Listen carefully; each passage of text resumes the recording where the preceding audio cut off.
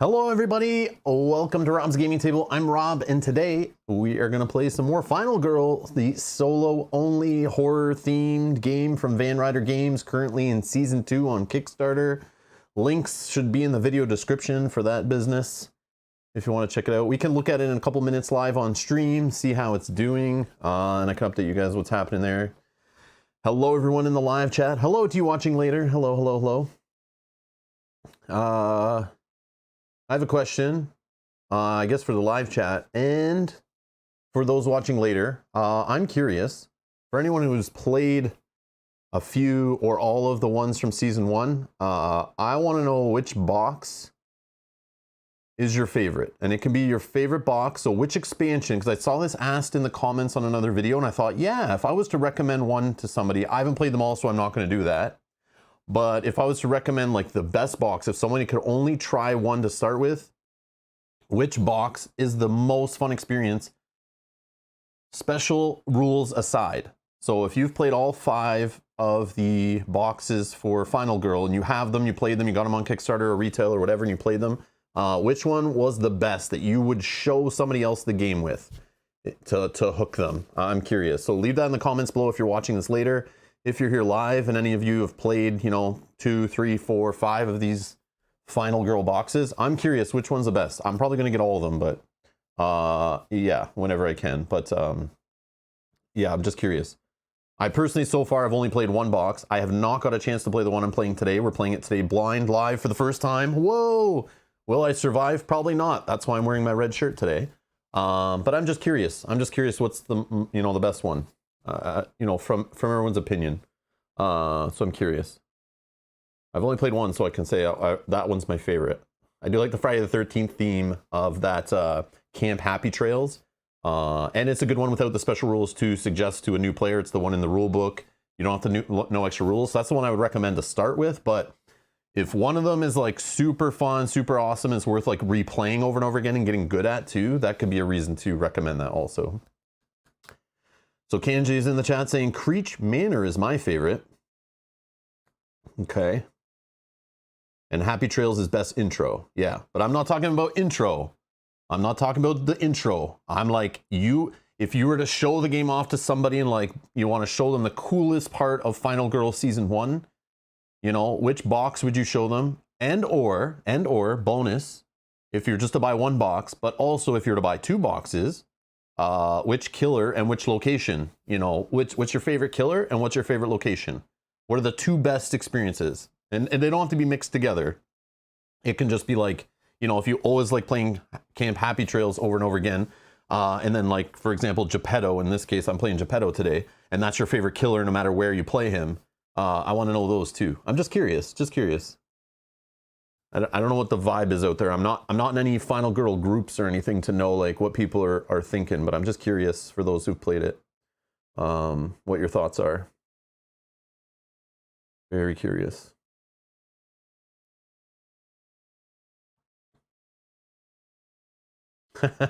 Jerry's in the chat, says, so happy today, got my Too Many Bones core after watching Rob play 1,000 times, LOL. Hopefully you only you didn't watch just one of my videos 1,000 times. You watched all of my 1,000 videos one time each. You're not very clear there. I don't know how crazy. If you're watching the same one over and over again, Jerry, you're losing your mind, but I'm just kidding. Can't you say best killer is Poltergeist? You can't kill her, you have to outsmart the AI. See, that's the kind of tagline. Saying it like that, that's the way you sell somebody on it, right? Somebody who's collected a bunch of board games, you tell them you have to outsmart AI in it, and it's not just straight killing in a horror game, and then it's like, whoa, okay. Okay, that's cool. Hey, Dan. Let's see. Hello, everybody.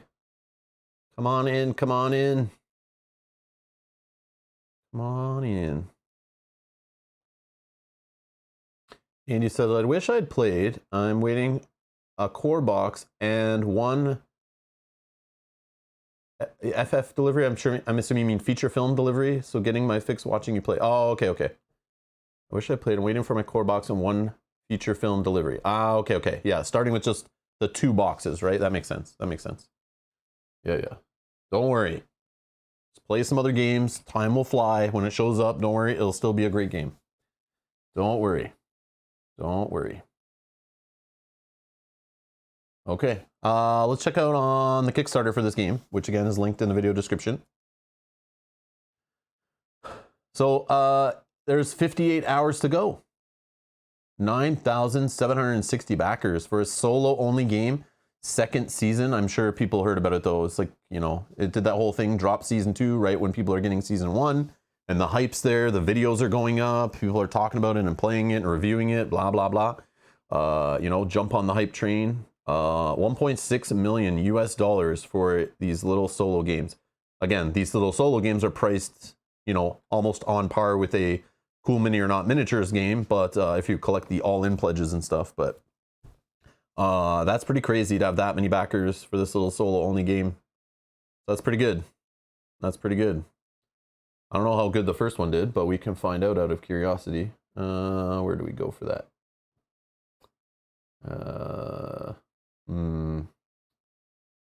I need to find,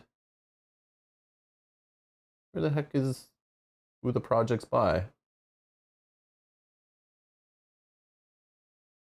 Oh, this is weird.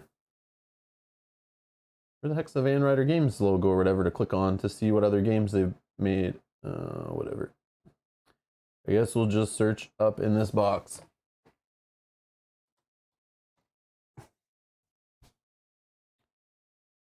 Oh, where the heck's the first one? They're hiding it because it's not active. They don't care about old projects. Like what? Okay. There it is. We had to dig a little bit. It's Kickstarter. Haven't changed their website in like 14 years, but hey, it's all good. All good. We'll get there. Yeah, there's the created by. That's what I was looking for, created by. All right, what's the first one do? Can we see?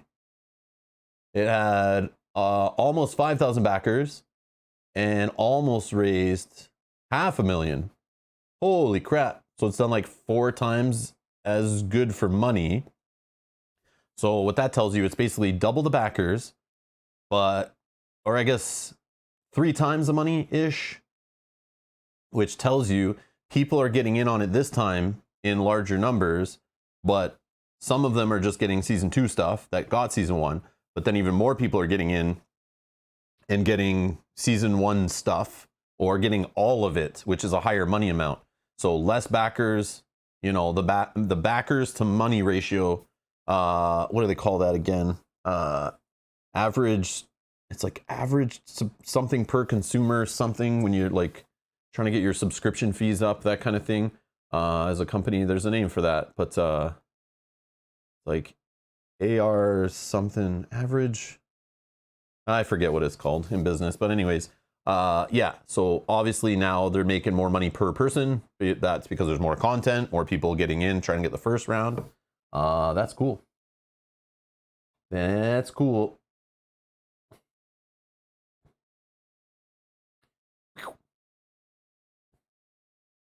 So yeah. So again, we're playing stuff from season 1. Season 2 stuff's not finished yet. But an update. Thanks again. Kanji mentioned in the last stream as a gift. Gifted us a, what was it? The pledge with the season 2. I forget the name of the pledge. It's got a name. Series 2 feature films. Thanks again to Kanji in the chat for one of our producers for gifting us this. So he didn't have to ship it to us from the US and pay, you know, through the nose for that business right now. And I don't even think there's a truck to bring it across the US right now. They're a little busy. Yeah, so he gifted us some money. I put it towards a pledge. Obviously I'm not logged in, or it would say I've already backed this project. But so we do have season 2 stuff coming. And then I added like the playmat and some extra fluff Mel wanted. To paint and stuff. No miniature packs though. Don't care for them. They look awkward with the meeples on the board, I think. Unless there was miniatures to replace the meeples, maybe that would be kind of cool. But nothing wrong with the miniatures. They're cool. But I just have no interest to have, you know, realistic looking, you know, Final Girl and Killer miniatures on the board with a bunch of yellow meeples. Just feels weird. So no interest in that. No interest in the storage boxes. And I plan on grabbing season 1 stuff when it's available at retail. I don't want to pay the extra, you know, in shipping that will increase. And shipping's kind of like crazy. Also, it's more expensive to get it through here than it is from our local retailer that we buy, a couple of our local retailers that we buy from. I could just save money and probably get it faster from them. So that's the way I'm going to do it. But yeah, I'm excited. I've had fun what I played. I was probably going to back something on the Kickstarter anyway. But thank you for Kanji for that gift. I appreciate it. So stay tuned. There'll be more Final Girl on the channel in the future for sure. And depending on how the last video and this video does these playthroughs, maybe this week or next week, I will mix and match the 2 boxes I have, and we'll play against like Geppetto at Camp Happy Trails, or we'll play Hans at Carnival of Blood, or some way or the other. I don't know. We'll do like one more probably live until I get some more stuff, I think. But we'll see. If people want to keep watching it, I'll keep playing. So, but I'll definitely crack it out in October when we're playing horror-themed games all month. I'm excited to add this to the options, and we can do some polls around that time too to decide which games we play during that month too. Out of the horror games we're kind of like collecting here. So that's what's up. That's what's up.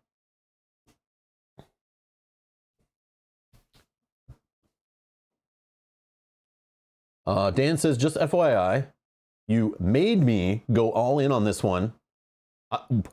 Whoa, hold on. Can he say that? I don't agree to it, right? I'm not legally binding? No? Okay. Yeah, my lawyer says that's not legal, so I can't be held responsible. I don't stream now without my lawyer present, so I'll be referring to my lawyer anytime I need. I also have my backup lawyer, Locator Gaming, who will pop in the chat every now and then, and yeah, he'll get my back too, so just be careful. So anyways, yeah, you can't blame me for it. Sorry, Dan. Hope you like it though. But that's why I start. So again, thanks for reminding me. I started the last stream with this. I try to do this. I forget sometimes. Full disclosure, like 90% of the games we play on the channel, I pay for. Thank you to these awesome people right here for supporting the channel. goes into the equipment on the channel, going to conventions, and mostly stuff for playing on stream and that kind of thing.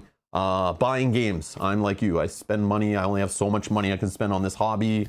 I do this full time, so I have less money to spend on this hobby than I used to. But thank you for everyone supporting the channel. It goes into that. But full disclosure on this one. This game I was going to buy, and honestly, you guys know I was talking about this. I was planning on buying Final Girl and a box or two, a feature film or two at retail here in Canada. When the Kickstarter started getting talking about, I was reminded that it was out. I should go buy it. And when I looked for it, I couldn't find it in any stores. So I've worked with the publisher in the past, playing Hostage Negotiator on the channel, which is another awesome solo-only game that this game is based off of. Go check out those playthroughs. Those were awesome with the careers expansion. Great stuff. I reached out to the publisher, the designer of the game, and said, hey, I cannot find this game. I would love to play it so that I will know whether I want to back more of it while your Kickstarter is live. And also, I can show my audience the game too to see if it's any good, because they keep asking, why am I not playing this game? But I told everyone I was waiting for retail just to grab it locally, buy all the stuff that way, just to save on shipping, support my local game store, what I like to do. And I couldn't find it. So I reached out, and within a few days, he sent me a couple boxes and the core box. So that's what I'm playing here. So I did not pay for this, but I've already spent money towards this game. So I obviously like it. That's, I wouldn't do that if I didn't really like it. I loved Hostage Negotiator. I spend money on that too. So yeah, so there you go. So keep that in mind. And that's why, full disclosure, on the first one, I was letting you guys know I'd only played it one time. So my experience was after one playthrough. This is literally my third playthrough of the game. I did not get time to play this yesterday. So keep that in mind. When I'm excited, I only have a couple playthroughs under my belt. When I'm talking about the game, I'm relating it to my knowledge on this game and my knowledge on Hostage Negotiator that I played a bunch of times. You can see it on the channel. And I played some of that game off stream too, obviously. But yeah, keep that in mind. Keep that in mind, okay? So don't blame me if you play it 6 times and you're like, this gets boring now. Because I haven't played it 6 times, so like I haven't got there yet. But yeah, to each their own. Screen is looking blurred. Is the autofocus on the front camera being stupid? Maybe. Maybe it is. Maybe. Or you need to change the quality on your YouTube settings. Turn it up to 1440p if your screen supports that. Or do this with your eyes. You can also do this with your eyes. You rub them, and then you blink a few times and eventually like clear up. Or find your glasses. Also, that's another thing that happens with some people. They forget they don't have their glasses on, and then the screen looks a little blurry. That's another thing. Or stop downloading all those files on your network, slowing down YouTube so it's lowering the bit rate and your resolution. There's those kind of things.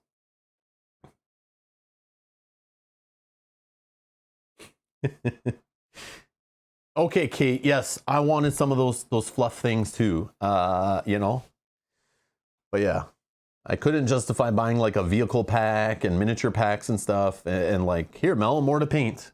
But they do look cool. They do look cool. I'd just rather spend some of that money on gameplay stuff. That's just how I work. But oh, Dan says, I live in Russia. We don't get games in English here, unfortunately. Yes, Bullet says, frankly, Rob is too vivid. Yep. Yeah, am I like a little red in the face because my red shirt and the camera's making me red? This drives me nuts. Like, I appreciate the color settings. I set them and then like they mess around. Some of them are automatic and I change cameras and so I'm a mess. Let's see. Can we change that? Whoops.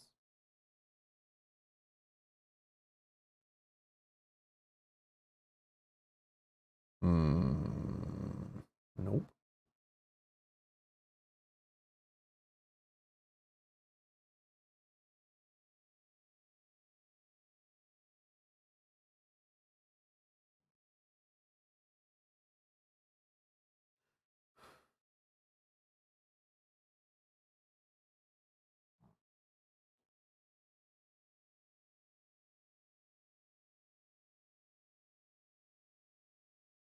So all the Chrome windows open.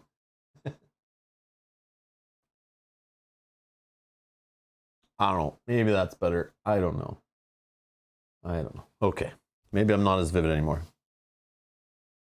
Rob the Red versus Mel the final girl. No, I'm wearing the red shirt because I'm the final girl. I might die, right? I'm in a horror movie. I'm a red shirt. I might die. That was the joke. Come on.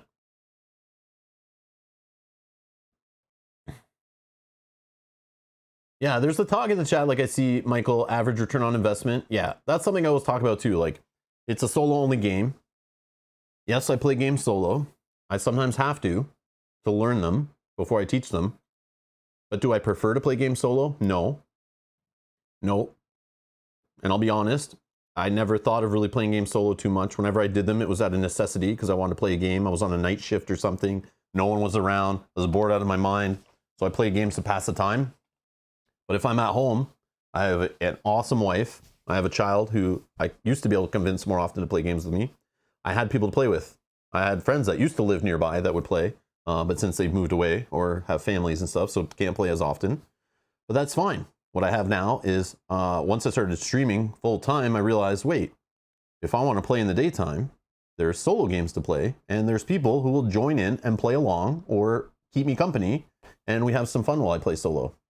But I got into this hobby to play socially with people, disconnect from screens. I know there's screens all around, so that's not 100% true now, but I got into the hobby to socialize, play with other people, you know, connect in that personal level, you know, and I relate it to how I loved playing GoldenEye on Nintendo 64 at people's houses, having tournaments for people, talking in person. So yeah, so the hobby motivates me to bring people together, to play together, socialize, you know, that kind of thing. So this solo only game is crazy that I'm buying games that are literally solo only, but you can play this with someone else. But being solo only, the return on investment, you have to think like, is how much you're going to get to play out of the game. And this kind of game, I put Hostage Negotiator on my top 10 solo game list, and it was the only game that literally took less than like 2-3 hours to play, not to mention heavy setup and rule books and stuff. But I like to have one little solo game that I can set up quick, read the rule book fast, get into quick when I just want a shorter game and experience. And Hostage Negotiator was that game for me. It's probably going to be replaced by Final Girl, depending on the mood I'm in.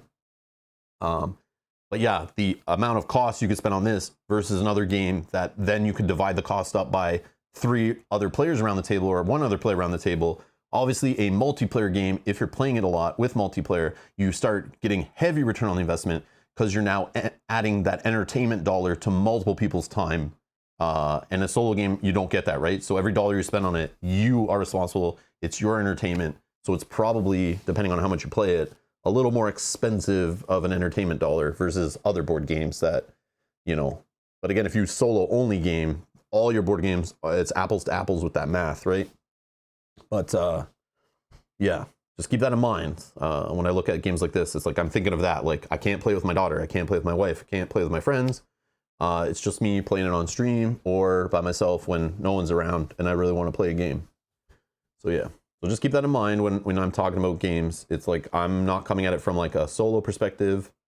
I like trying out solo modes in games, but man, 9 out of 10 times I would rather just let a game collect dust on the shelf than play it solo until I can find some other players to play with. That's just how I am. And I explained that in my top 10 solo list, and I still got in trouble because I didn't play Gloomhaven solo and put it on my list. Why would I play Gloomhaven solo when I have multiple players to play that with, you crazy guys? Anyways. But yeah. Yeah, I don't think mentioning people on the YouTube app, on the mobile app works if you do the @ symbol and try to mention somebody. I think you can type it in, but you have to be like perfect in typing it in, and then it'll highlight it in the chat, but it doesn't like automatically pull people up. It's weird. Maybe there's another symbol or way to do it. I don't know, but anyways. Dan says, every tarot card from Rob is talk for 30 minutes, get to horror. Ah ha ha. Oh yeah, Kanji, I want to do that custom Final Girl card for Mel thing. I'll get her to take a picture. We'll do it in front of like, you know, a wall or a green screen or something, and I can cut her out, get a good quality picture, and we'll make a custom card. I saw you guys made one. I'll just like slap it on that. I should probably bring that up actually. Let's see if I can get that on the screen here.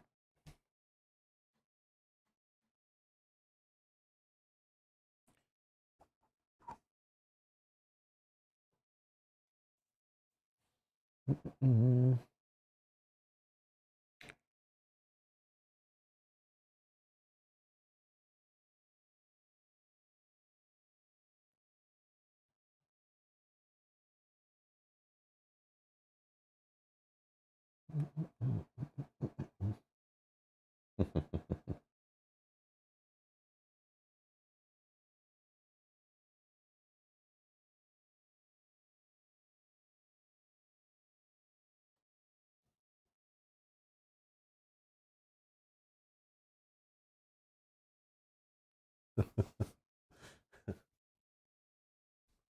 There's the custom custom final girl card that what was it? Is it Kanji you put that together? You crazy guy.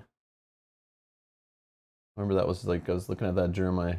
Yeah, Kanji. Awesome work. But yeah, I definitely would. Yeah, I could try to get a better picture and we can put that on there instead of like a screen grab from the bottom of a stream. But nicely done. Nicely done. And then here is the let's see if we can get paste and go. Here's the villain that they were coming up with in our producer private Discord here. And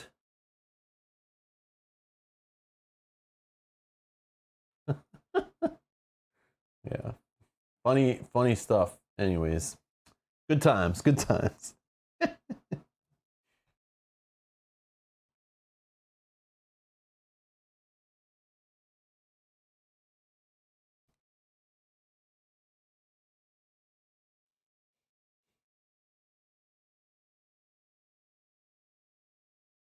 Oh yeah, the pick of me definitely has to be done better. With the loot, some knives in my hand. Yeah.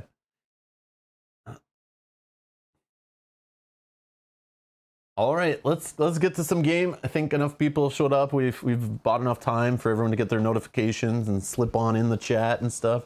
Hello everybody just joining us. Hello. Hit that like button on your way in if you don't mind. Much appreciated. Helps other people find the channel, find the stream on the YouTubes. Much appreciated. Much appreciated. All right, let's get down to the table. All right. So I don't own a Final Girl mat at this time. I have to wait till the Kickstarter delivers sometime in the next few years. Just kidding. So I just grabbed my plain-ish black mat here just to help organize the cards and stuff.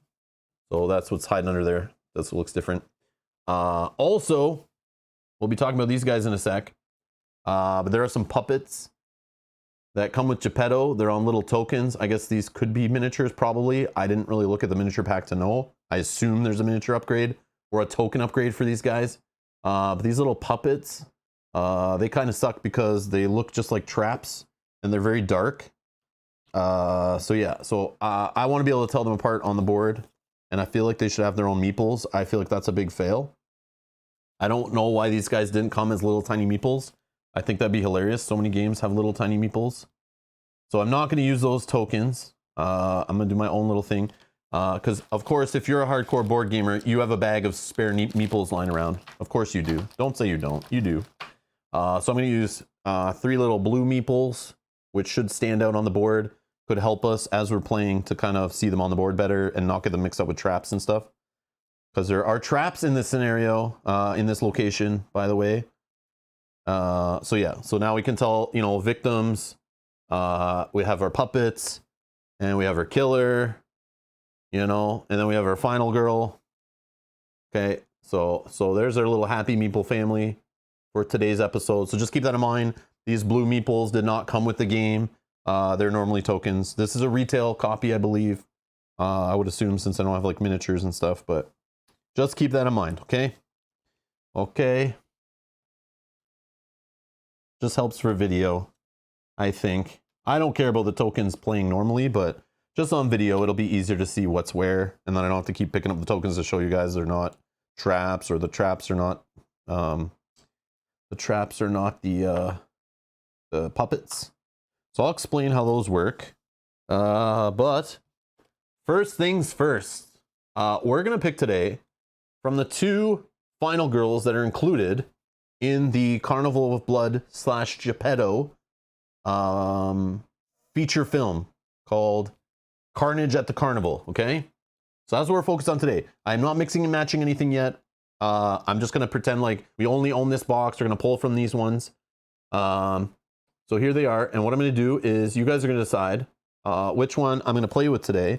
I'm gonna put a poll in the live chat, and you guys can pick which final girl. And what are their names? Asami. We can look at them closer in 1 second. Before you vote, I'll show them up to the screen and we can look at each one. There's Charlie. Okay, Charlie, Asami. Okay, there's a poll in the live chat. Go bring up the live chat if you're watching live here, obviously. And yeah, get your vote in. Just click your option. So here's option 1, Asami. So as we save victims, we put little meeples on here, and we could take a search action card. We could heal a health. We can move 1 space, and we can lower the horror twice. Her special ability, oh, she's got 5 health also, okay? Whenever you draw at least 1 item card, draw an extra card and choose 1. You are immune to item trap cards. And just so you guys know, there will be traps, 1 in each location deck that we'll talk about. We'll shuffle those in. So this scenario has traps. It's like a focus. They even have like a trap reference card here. So there's ones on the terror cards too. There's like traps in here and traps in the item deck, okay? So having her immune to traps obviously could be helpful if we start searching a lot and seeing traps, okay? And for each additional victim saved, you recover a health, okay? She's only 5 health, just like last episode we played as, where is she? Last episode we played as this one, Lori. Okay, we played as Lori last time. So I don't want to play with one that we played before right now, but the other one is Charlie. She's 7 health. Ooh, 7 health. She could lower the horror 3 different times. She can move 1 space, and she can increase the time. So she gets a benefit from rescuing a few more benefits. But I bet her back ability is probably not as good on the other side. Okay. Let's see what she is. During the action phase, this is after you put meeples on all this side and you flip it over. Okay, during the action phase, you may lose 3 health to take the critical blow action card directly into your hand. Oh, so once we've unlocked this ability, we could like play, you know, lose health, play heals to try to get ourselves back up, but it allows us to get critical blow, and critical blow is the most expensive card in the game. Most expensive card in the game. The only problem is it's not like a completely free cost. You have to take 3 health. And if we're already low on health, we might not want to do that. So that may be something we never trigger. And also, if we're losing 3 health, we're probably going to want to heal. So if we start buying cards like long rest, or if we start buying cards to make short rest more successful, for example, it might cost us not just card plays, but also time to purchase cards to try to get that health back. So it's not a completely free thing. It might be more expensive in the end, actually, to get a critical blow this way. So I'm not really down with that ability, but we do get 7 health. So I might ignore this ability until we need to use it, if at all, if we play Charlie, because this ability seems like kind of like a trap. And for each additional victim saved, receive 1 time. Okay, that was standard to what we had last time. So I don't know. This one's lower health, but she has this ability. We could save victims and get some health back that way, which is way easier than trying to play cards to heal, because we'll be moving anyway, and I'm assuming. And but again, I've not played this one, so I don't know if moving is harder or anything. So yeah, what do you guys want me to play today? Do you want to see Asami or Charlie? Vote in the YouTube chat in the poll, and I'll go with whichever one you guys want to see me play. And we can play the other one later or whatever on another stream, so it's all good. Okay. Yeah, so I'll leave that poll going for another minute or 2, and then we'll lock it in. Oh, this might change what you decide to vote. I'm going to play with each of their items, depending on which one we choose. So I'm going to shuffle it in the item deck, so we could see these, or we would see the one we pick, right? But not guaranteed. So it looks like we have Asami has a knife belt, which can be used in the same space as a killer or puppet, or 1 range away. Adds an extra hit. It only takes up 1 hand. When using Asami's knife belt, you may divide the damage as you choose between any enemies within range. So that's great when we have puppets, minions on the board with the killer. If they're in the same space, we can hit all of them kind of thing, right? Oh, sorry, not even in the same space, within range. So as long as they're in our space or one away. For example, if we were like in the middle here and we had the killer, you know, here, and we had some puppets here, we could use that weapon to spread the damage and hit both, which is kind of cool. Kind of cool. Okay. And then Charlie's giant hammer is you have to use it in the space, does 3 extra damage, takes up 2 slots. You must have 2 or more health to attack with this weapon. So that's a little scary since you might be spending health on Charlie. So Charlie, you need to like, she values heal cards, I'm assuming. And after resolving an attack with this weapon, you can lose a health, after resolving an attack with this weapon, you lose a health and end your turn? Oh, that's weird. So I guess it like tires you out or hurts you. So it stops you from like abusing this, I guess. So yeah, definitely value heals, right? With Charlie, even though she has 7 health, it seems like if you get this item or you use her ability on the back of her card, you are going to be needing to heal. And it's interesting, none of her front abilities have heal here. So that's interesting, right? So yeah, so based on who you vote for, that weapon of whichever one, it says only that character can use it. So we'll put that special weapon in the item deck and hopefully see it. We'll see. So who are we playing? Who are we playing?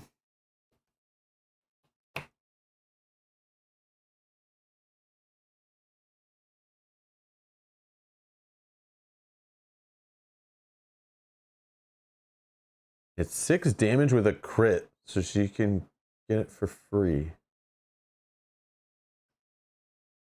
6 damage. The hammer's so OP, says Stan. Yeah.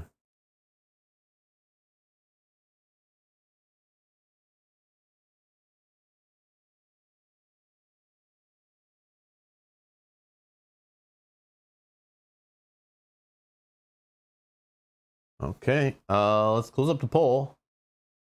Let's close up the poll.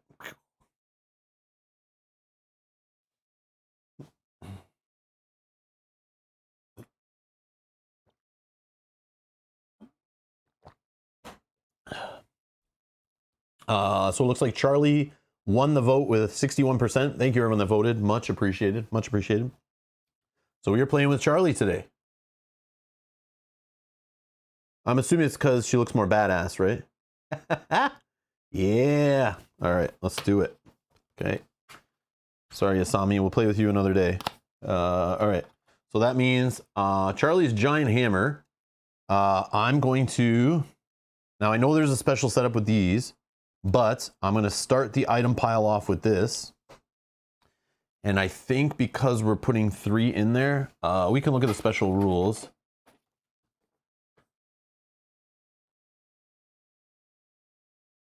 Yeah, so there's special setup with the Carnival of Blood. We didn't have this in last episode because there was none of that stuff.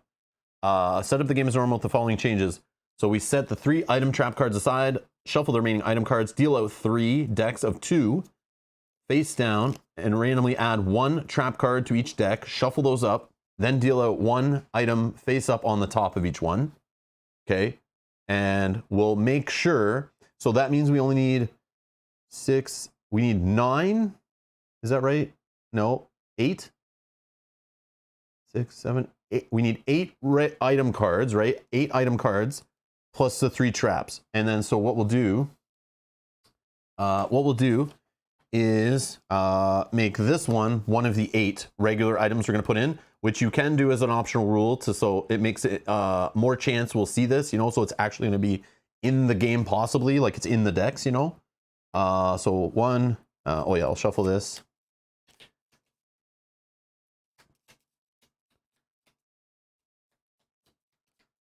Actually, before I do this, I just need to run. I'll be right back in like 1 minute.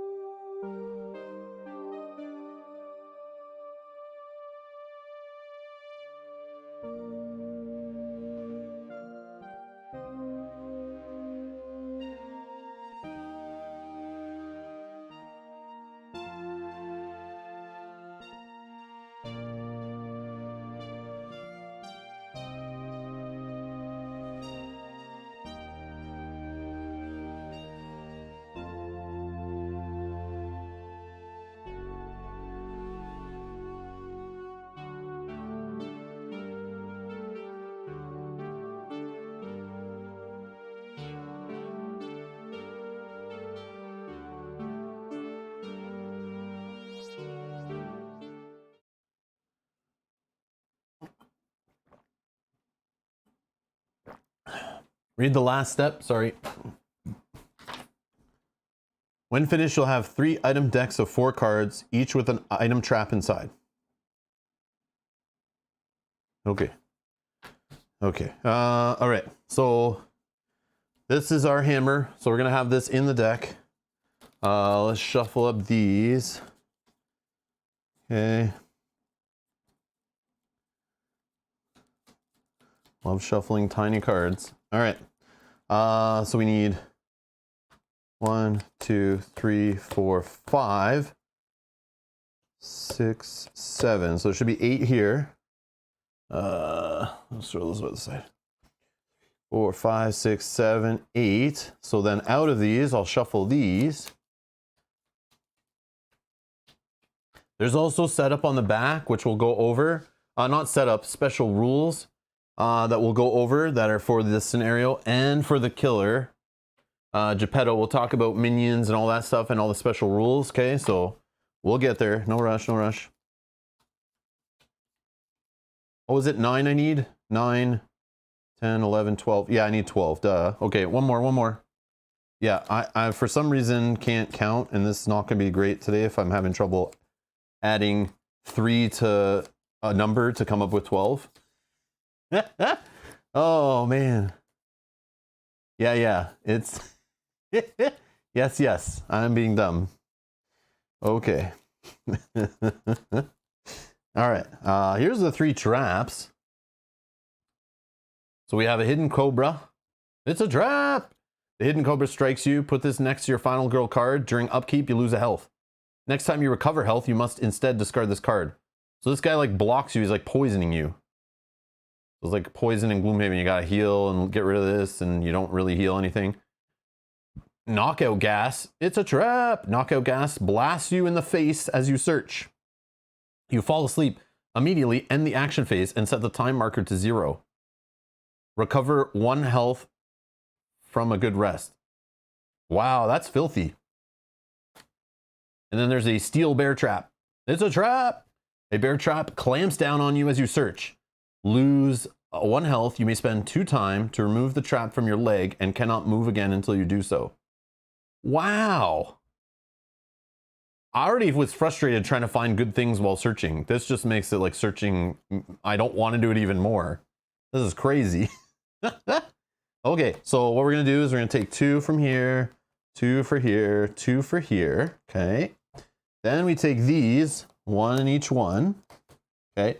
Then we'll shuffle these giant decks of cards here.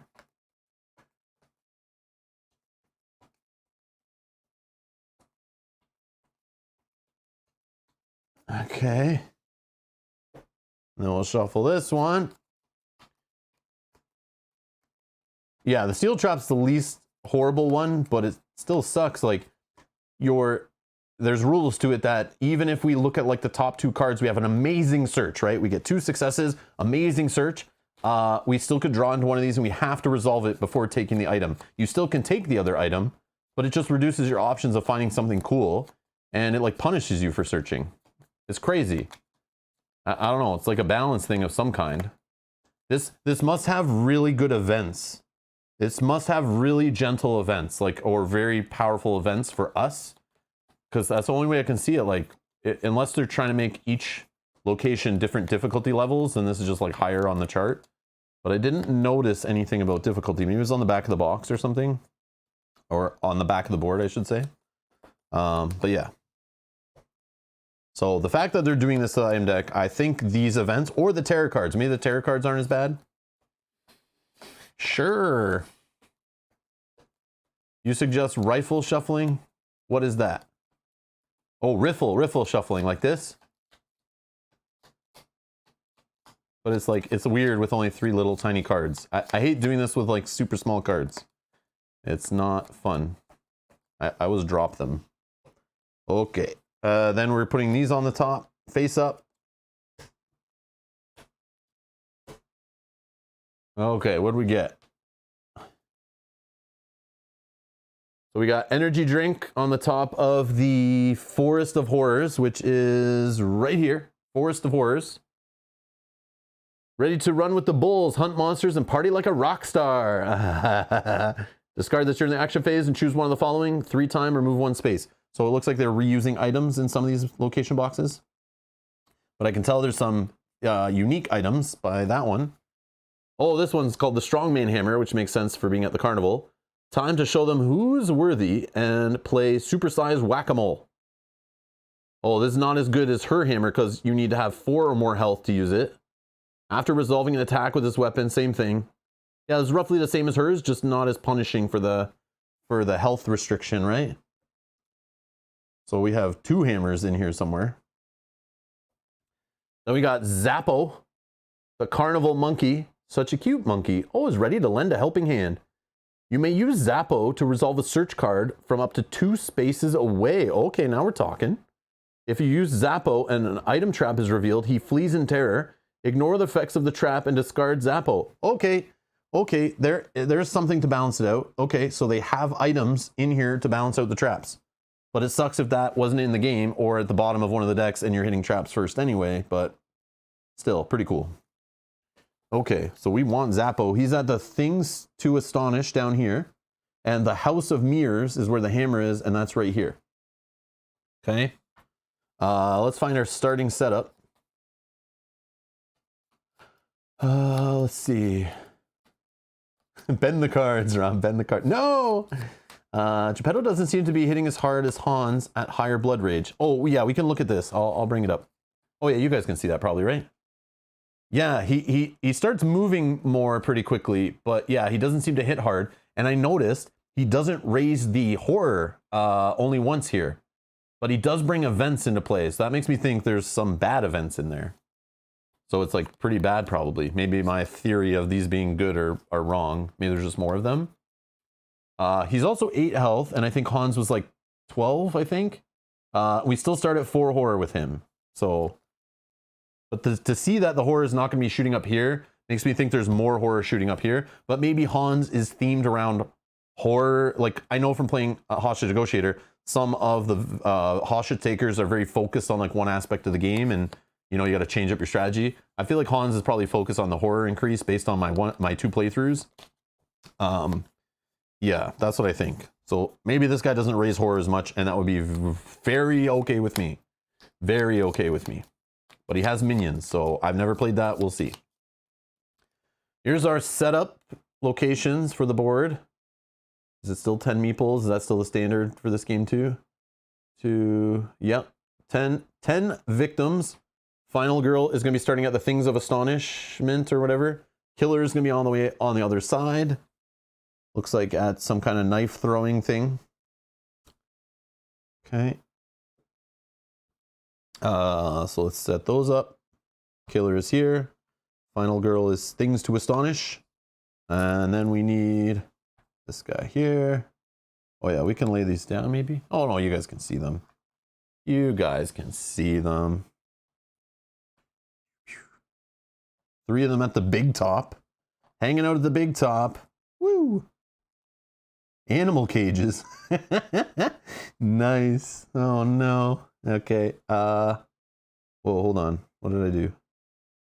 1, 2, 3. 3 here. 1 here. 2 here. I need 1 down here. Oh no, there's more. Right? 2, 3, 4, 5, 6, 7, 8, 9, 10, 11, 12, 13. Okay, there's more this time. I, again, can't add today. So I need 2 down here. And 1 here. Holy. Wow. Okay. Right. Let's just double check together. Actually, can we put it here? Final girl, 2 here, 1 here, 1 here, 3 hanging out in the middle. We got a party at the big top. 2 down here, 1 over here, 1 here, 1, and killer. And no minions, I guess. Okay.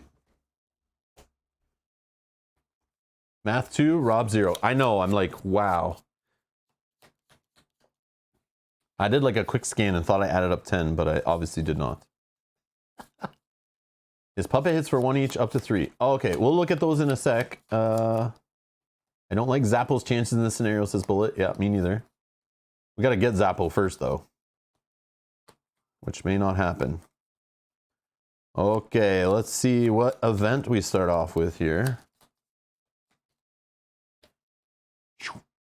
Mirrors everywhere. I think I got him. Oh no, if you attack and there are one or more victims in your space, a victim dies for every one you roll. Awesome. That's just great. So the tarot cards, these are the tarot cards for the Carnival. Okay, so there's a bunch of these ones. Looks like we have some horror increase. Yep, got the usual kill event cards, whatever. Okay, that's gonna mix in with all the Geppetto cards. Okay, I guess I'll keep them a secret. I haven't looked through them or anything. Those ones I just kind of look quickly, but I don't want to know. So I'm gonna shuffle these a bunch. And whoops, and then yeah, we'll divvy out 10 of them, and those are our tarot cards for today. Okay. Oh, riffle shuffles like the, yeah, I remember the, you know, and yeah, that, no. Hello, Spencer. Hey, Bob's here. Oh, we can start now? Yeah, we're still setting up. I was trying to buy more time. I wasn't sure how late you'd be. So you'll still have to wait while I go through setup. Lots to see, lots to do, lots will get killed. Yes. He doesn't have to hit hard, you'll see. Oh, okay. Okay. Oh no. Oh no, this is gonna be rough, I can tell. So we gotta learn about minions still. Stay tuned, I'll talk about the minions and figure them out, because I think I know how they work. I read it this morning, but I just want to read it again and read his special rules all together. 1, 2, 3, 4, 5, 6, 7, 8, 9, 10. See how many cards we're not playing with? Crazy. This is why it feels so different every time. Will Rob bitch and moan about the first 5 or 6 draws off the tarot deck? Stay tuned to find out. Or will it be happy time and then the final ones will destroy me? Okay. These little tokens here, I'm trying to move them around without flipping them over. But remember, some of these are blank. Some of these have hearts on them.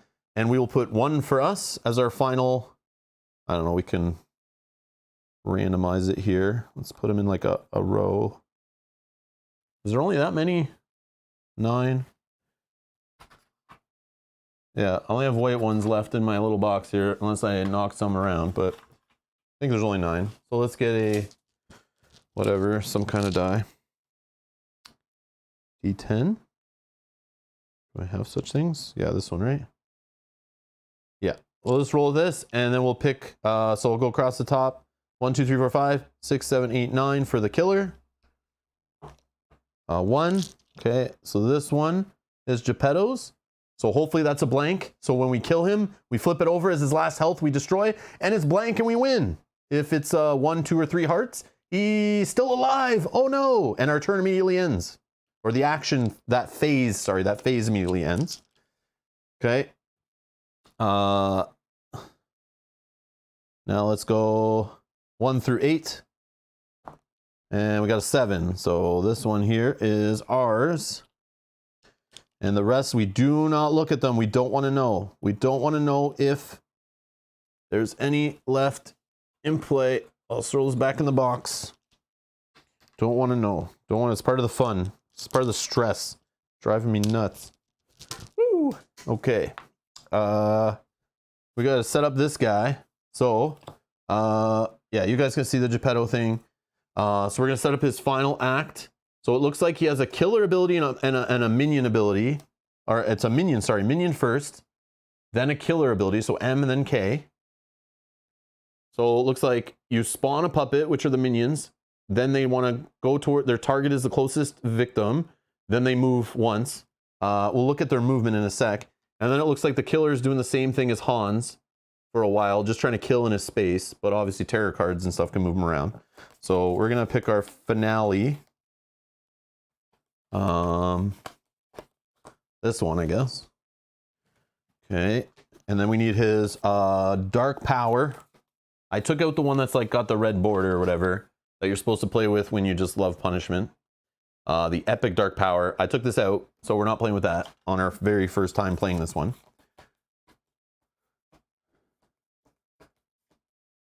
Hold on. Jerry's saying, don't think Rob will be lucky this time. You think I had any luck in the last scenario? I think luck was completely against me last scenario, and my amazing tactics and strategy and my gameplay, wit, definitely got us out of that one. Okay? Don't put that one on luck. But I think you mean with this, right? I think you mean with this token. So, yes, thank you. Who is Captain Obvious? Who's Captain Obvious today? Oh, Pontus. Pontus, thank you for being Captain Obvious. I put the 2 hearts here just in case we picked Charlie. I eventually would have got there, okay? Okay? So yeah, I just haven't got to the final girl stuff yet, but I guess that's all we really needed to do for her. Yeah, just trying to work my way like around the board here. I don't know the order of setup completely, but Bob says, thanks for the super chat. Bob says, something to cheer you up amongst all this horror, Rob. My Patreon membership just auto-renewed for another year. Woo! Thank you, Bob, for the support. Much appreciated. Yeah, I know you just meant this, Jerry. I'm just joking around. I'm just tooting my own horn a little bit. Witchcraft Killer with Chucky as minions creative. Yeah. This guy's nuts. So this is like the Puppet Master Geppetto, okay? So we're using this dark power. Okay. So that's there. Anything else I need to set up? Oh, let's go over the minion stuff. Actually, let's finish the trap stuff. So here's the special rules with the Carnival of Blood, the location we're playing at. Comes with 2 kind of traps. Item traps, which we already talked about. There are 3 item traps randomly hidden in the item decks during setup. You already saw that. They will be discovered by searching. Each item will have a single item. Each item deck will have a single item trap, but you won't know where in the deck the item is located. After searching, if you draw an item trap, you must resolve it unless another otherwise noted, i.e. you have Zappa with you. I get it now. If your search revealed an item in addition to the item trap, you may still take the item, but must resolve the trap first. Item trap cards are discarded after they're resolved unless otherwise noted. Then there's terror traps, okay?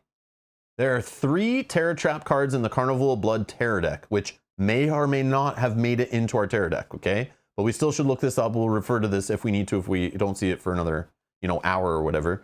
When a terror trap card is drawn, resolve it like you would any other terror card. When the terror trap card instructs you to place the accompanying trap token, which I have all the tokens up here on the table, okay? They're all up here. It also has a trap reference card, okay? Place it in your current space. The effects of the trap occur immediately and apply to you and any victims in your space. So I shouldn't be hanging out with victims as much as possible, I guess. Victims are always killed, but each trap affects you differently. Refer to the terror trap reference card for each trap specifics. After resolving the trap effects, finish resolving the terror card, if there are any other effects, and discard as normal. Trap tokens are not discarded and remain on the board for the rest of the game. Each time you or a victim enters a space with a trap token, which the victims can just get in there from panicking, like against our will, apply the trap's effect accordingly. Enemies are not affected by trap tokens for any reason and completely ignore them. So our trap reference card, whenever a terror trap card comes into play from the terror deck, place the appropriate trap token in your space. The trap immediately takes effect, and you and all victims in your space, affects you and all victims in your space. Anytime the victim enters or is in a space with a trap token, they are killed. Whenever you enter or are in a space with a trap token, suffer the following effects. So it looks like there's a spinning floor blade trap. Roll 2 dice for each result. Do the following. On a 1 to 4, you take a damage. On a 5 to 6, you may move 1 space. There's a rope trap. You discard 1 action card at random. Oh man, this one's to punish you from holding expensive cards in your hand. I'm sure will be annoying. Acid pitfall trap.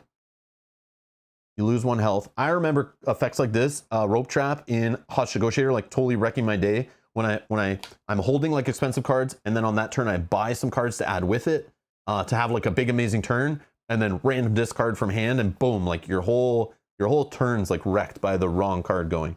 Crazy. And that's it. It's the same on both sides.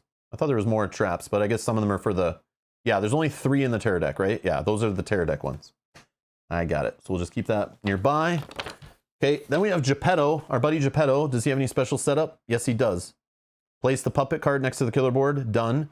Place all 3 puppet tokens on the ready space of the card. Again, I'm not using tokens. I am using meeples from another game of some sort. I don't know where they're from. Maybe they're just extra I picked up somewhere. I don't know. One of them looks like he was manufactured incorrectly, which perfectly fits for the theme. So he's like missing an arm. So I feel that's great. He's like a broken puppet. Okay, so they're on the ready space. There's an exhausted space. I'm not sure why. Puppets may not end normal movement more than 2 spaces away from Geppetto.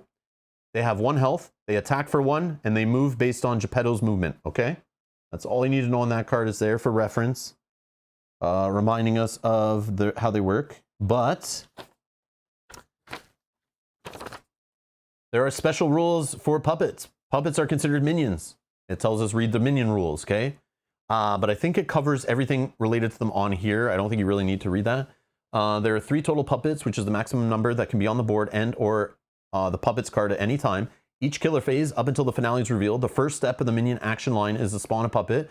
When spawning a puppet, take a token from the ready space of the puppets card and place it in Geppetto's space. If there are no tokens in the ready space, no puppet is spawned. Whether one was spawned or not, move all the puppet tokens in the exhausted space to the ready space. When resolving a killer action on a terror card, each puppet on the board will resolve the full action 1 at a time. If there are multiple puppets, you may choose the order they resolve the action in. After each puppet is gone, resolve the same action for Geppetto. So that's disgusting. Puppets have 1 health and their attack value is 1. Their movement value is the same as Geppetto's and will change according to his bloodlust. These stats are located on the puppet's card as a reminder. Puppets have strings and are attached to their master, so they must end their movement within 2 spaces of Geppetto. They may move farther than 2 spaces from Geppetto as long as they end their movement within 2 spaces. This can sometimes happen when the puppet's target is within 2 spaces of Geppetto, but taking the most direct route to reach that target will momentarily place them 3 or more spaces away from him. So if it needs to get 3 spaces to get to somebody, 3 spaces away from Geppetto, it will do that as long as it ends its turn 2 spaces away at max. But if it can't end its turn, it just doesn't go that far. So it won't get there. If a special effect from a terror card or other game effect results in a puppet being more than 2 spaces away from Geppetto, the next time the puppet must choose the target, it will instead target Geppetto. So we got to remember that. I don't know if there's ways that these puppets move further. I don't know how that works. Maybe there's some ability from some Kickstarter exclusive Final Girl or something. I don't know.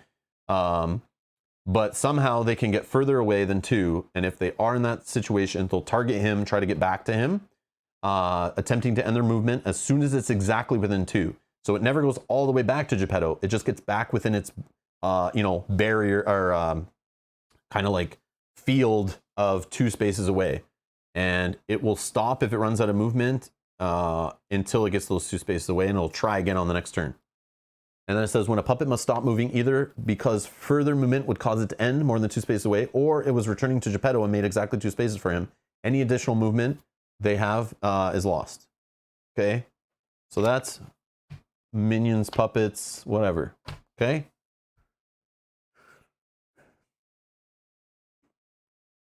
Brian says we prefer the term marionette. Thank you very much. AML, American Marionette League. Is the word puppet offensive to your league, Brian? Is that what's happening here? Am I going to get in trouble for using the wrong terms? Oh, man. Oh, man. Sorry, I'm old-fashioned. I grew up calling them puppets, okay?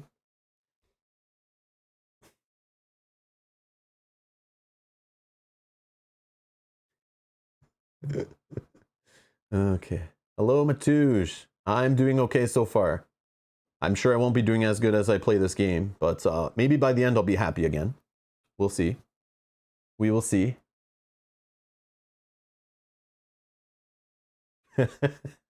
Thank you, Bob, for not being able to turn off auto renew and figure that out. I appreciate it. Hopefully Patreon made it super convoluted so you never figure it out, and that's great. Thank you for supporting me. Sucker. Okay.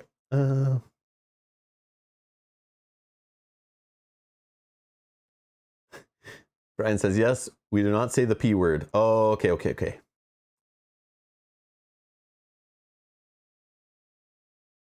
Yogi says, Rob, concentrate on winning. The chat is terribly unhelpful. Okay. All right. So how do we play this again? I know we start with a handful of free cards. Woo! Okay. We got our health here. This guy has 1, 2, 3, 4, 5, 6, 7, 8. 1, 2, 3, 4, 5, 6, 7. Okay, that looks good. Our time starts at 6. Horror at 4. Bloodlust at 0, or the lowest number, whatever this line is. Anything else? And we got to remember, whenever we attack, if there's victims in our space, I will probably forget this, but feel free to remind me in the chat as it comes up. If we remember, if you attack and there are one or more victims in your space, a victim dies for every 1 you roll. I will forget that, but hopefully we can remember. Another thing to spice it up. Another thing to spice it up. Okay. Well, let's try to rescue some. Let's try to get our horror down, right? If we rescue some victims, we could get some extra movement to help us rescue more. Maybe reduce our horror, roll some better dice. How do we want to do this? How do we want to do this? What is a good start here? What is a good start? Gotta think about next turn too. How much time we'll have, how many cards we throw away for time, what we're trying to buy. I definitely feel like we're right now looking for the distraction beginning, how I love to start. That is always my default, trying to get our horror down so we roll more dice on the little horror track. Focuses won't get us there, but can get us closer. But they could cost us time, which is okay. How do we do this? And then maybe we get a close call and a distraction for next round. So we just need to have 3, 4. 4 at least time to spend. Short rest pointless, weak attack pointless. Okay, so I guess movement is the play. If we go this direction, 1, 2, 3, 4. If we go this direction, 1, 2, 3. If we just go straight across, 1, 2, we can save 1. But I would rather save more. 1, 2, 3, 4. You can kind of stay in the middle. So these areas are not adjacent to this outside area. This is interesting. I'm okay with Geppetto killing a couple, getting a bloodlust going up a couple. It's not a big deal, but any more than that, we're in trouble. Since Geppetto has less health, there's probably a strategy I'm thinking like to rush this guy maybe, right? Maybe not. I don't know. It's like the minions are gonna like really cause a problem. Okay. Yeah, I need to search. Searching, I have to do, like, I'm valuing it because we have Zappo, we have the Strongman Hammer. So things to astonish. I'm already here actually. So we can try to grab Zappo and stay here. I don't like that idea, spending a whole turn staying here, but I mean, that's not a bad thing. Maybe we could. And then the hammer is at the House of Mirrors over here. So, yeah, we need Zappo.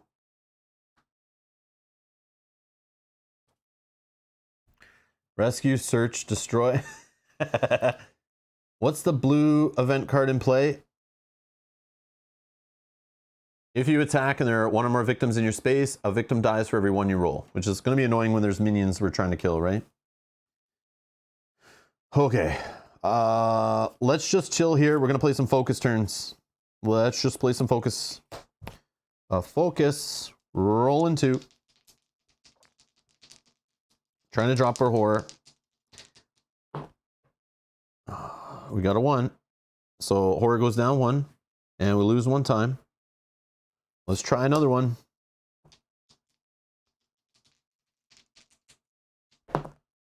Got 1 success. Horror goes down 1. We lose a time, so we're at that 4 threshold, but we can pitch cards. I want to save the walks for movement, but I don't need a short rest or weak attack. I need 3. No, I'm searching, right? Searching, sorry. Search. Oh, but searching would be better if I have a distraction play.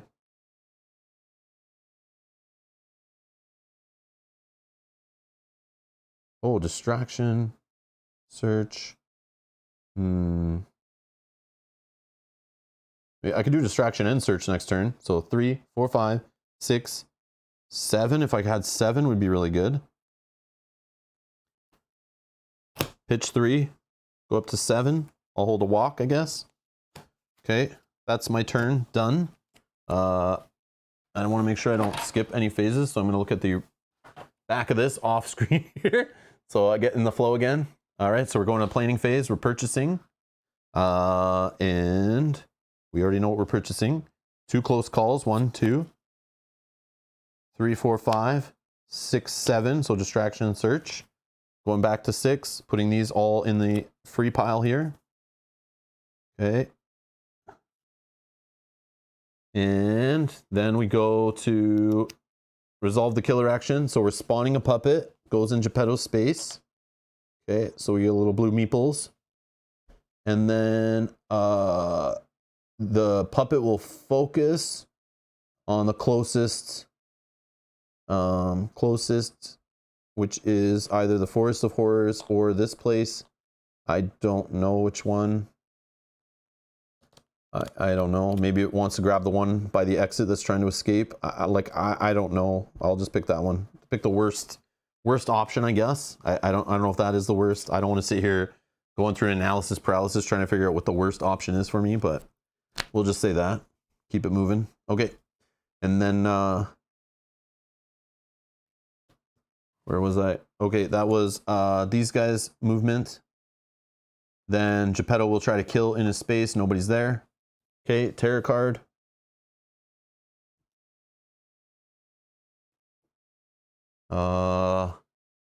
Is this a prop? So we got to draw a new event card. We're going to add another rule. Clowns everywhere. Did you just hear a honk? During the upkeep phase, victims in the big top and any adjacent spaces panic. If they panic into the space with the enemy, they're killed immediately. This is disgusting. That's crazy. Okay. Discard a random item card. If you have none, discard the top card from the nearest item deck. Oh, Zappo! Zappo's gone. Wow, just like that. Just like that. Zappo's gone. Well, that screwed us. Okay. Then, first the minions are going to follow this instruction. So it's already in a space with these guys, so it's going to kill him. Okay, dead. Do they make the bloodlust go up? That's a good question. Do minions raise the bloodlust?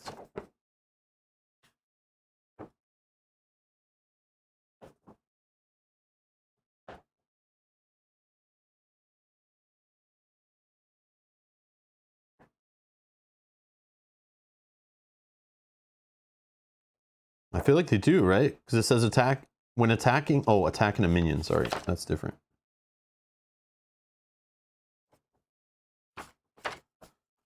Bloodlust. The killer will get stronger as the game goes on and more victims perish. This is represented by the bloodlust track on the killer board. Each time a victim is killed, and anytime you see the bloodlust icon, it means bloodlust must be increased. Yeah, it's just whenever a victim's killed. Just whenever a victim's killed. Yeah. Yeah. Okay, we're going up. Oh man, this is so fast. Okay. Then the killer is going to move 1. He's going to go this way and kill this one. Bloodlust up again. Wow, this is crazy. Okay. And then where are we? What phase? Panic. If a victim is killed this turn, panic all victims in the killer's space or the marionette space. But there are none, so we don't need to do that. But then when we go to the upkeep phase, we then have to panic victims in the big top and any adjacent spaces panic. Wow, okay. So let's roll 3 dice for these. Oh, how are we gonna do this? Let's do the outside spaces first. This is gonna be weird because sometimes they can move into the space, so. Okay, let's just start with this House of Mirrors one. Find out where they panic to. 6, they go this way to the clown car. Okay, this one up here. 5 goes this way with this one. We'll do this one. 5 goes back up this way. They switched. Then, whoops, this one. 4 goes this way with the clown car. That's actually pretty good. Now we'll do the 3 that are in the middle at the big top. We got a 5, 5, and a 2. So where is that? 5, whoops, 5, 5, and a 2 goes here. Okay, so they ran out of the big top. Great. Just great. Damn clowns. Damn clowns. Okay. Anything else in the upkeep phase? I don't have items. We still have tarot cards, so no finale yet. Okay. Action phase. What are we doing now? I'm not searching anymore. Like, who cares here? Let's go get the hammer, I guess, or something. We're going to the House of Mirrors for the hammer. I don't want to risk pulling a trap now, because the trap's 1 out of 3 cards is going to be a trap. I could search and then just get the top card, but again, might be a trap. I don't want to risk raising my horror either. So I think we're just going distraction and then movement. And we'll save the search for getting over here.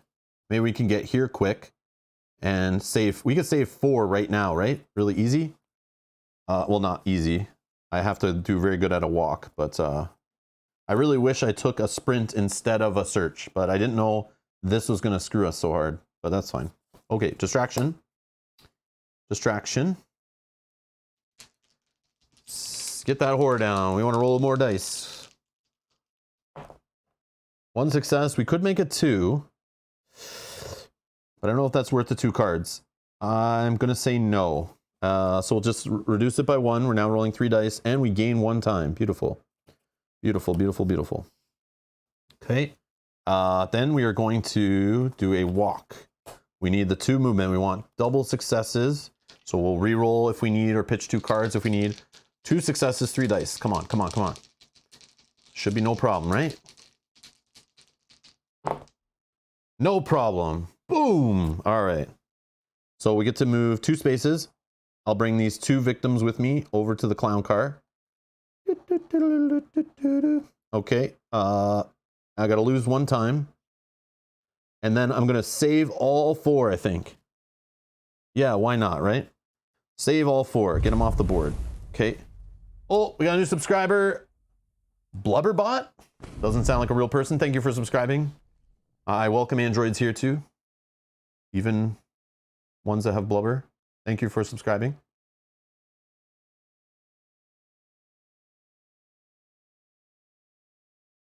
Whoa, Dice Till Dawn says, I just played the exact setup. During the first tarot card, Geppetto killed 6 victims, leaving only 2 total on the table. Wow. Yeah, that's what's crazy with the tarot deck, how like different it can make it feel, right?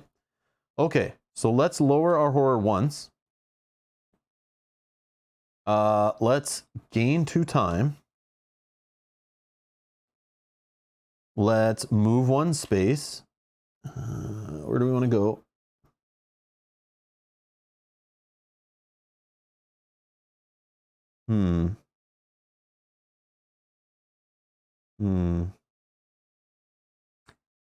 Let's go here.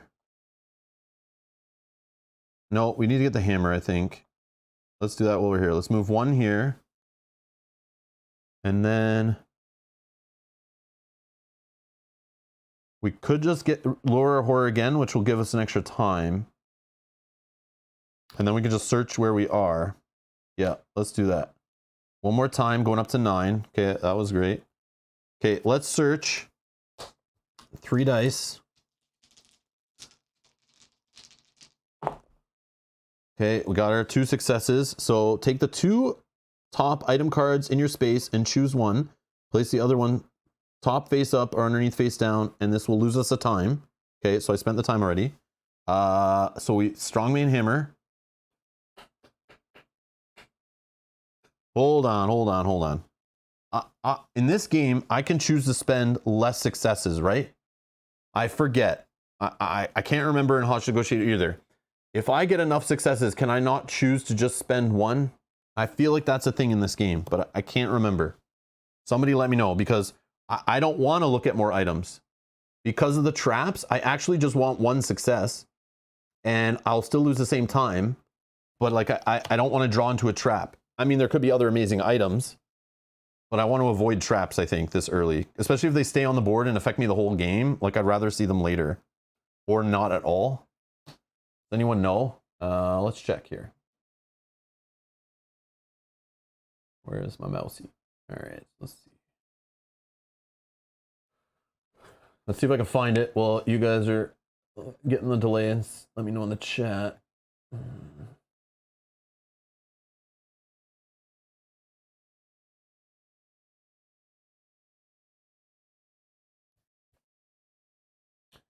Action cards have 3 potential outcomes, 2 plus successes, 1 success or failure. When you are finished modifying your dice, using cards' abilities and or items, resolve the following effects from the card from left to right according to the outcome of the horror roll. The effects can be positive or negative. Many common effects on action cards are denoted in the icon shown below.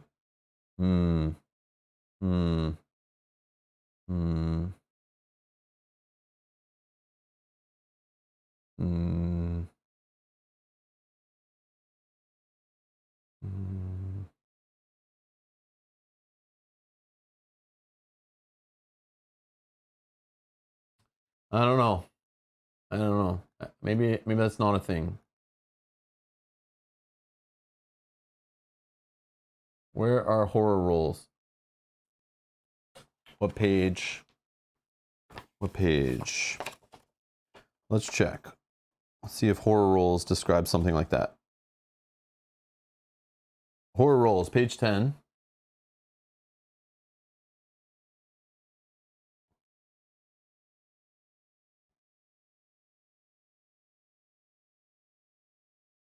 Well, that's not page 10. Oh, I know, because this PDF's like weird. Like 2 pages on 1 page.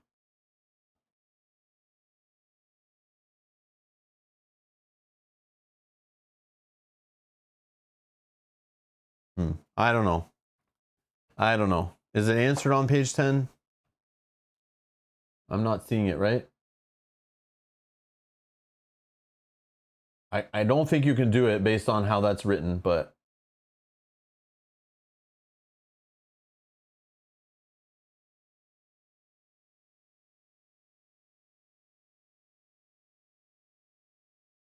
yeah, okay. Well, I don't know right now, and we'll just look at 2 items, I guess. Ugh.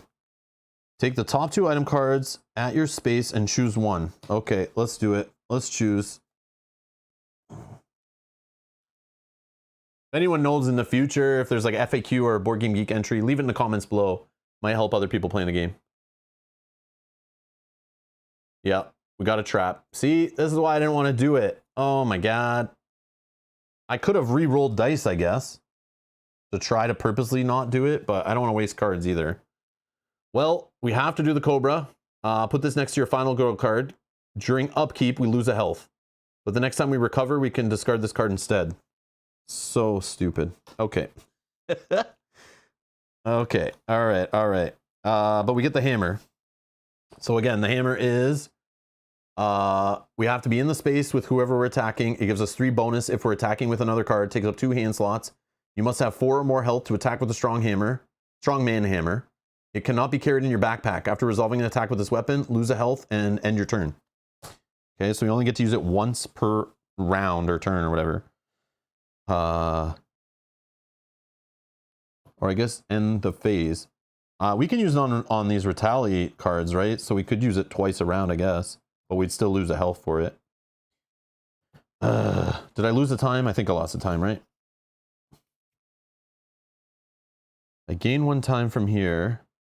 I'm pretty sure. Then I lost the time.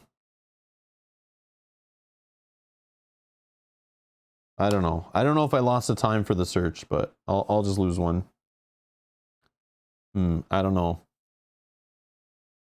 Oh no, I gained from this one. I gained from here, right? And then I gained from here. So I gained 1, 2, 3, 4. So I should be up to like 10. But then I lost 1 for walk, and then I lose 1 for search, right? So I should be at 8, I think. Okay. Okay. So that's our turn. Well, at least we know there's no more traps in this deck, right? Do we search again next round? Maybe find some cool stuff? I don't know. Maybe. All right, so we're done that turn. We have close calls. I have 8 time. We're gonna get back our big fat water cards here. But that puts us at 7. So I have room for 3 more cards. Let's start with a search, maybe. A sprint for sure.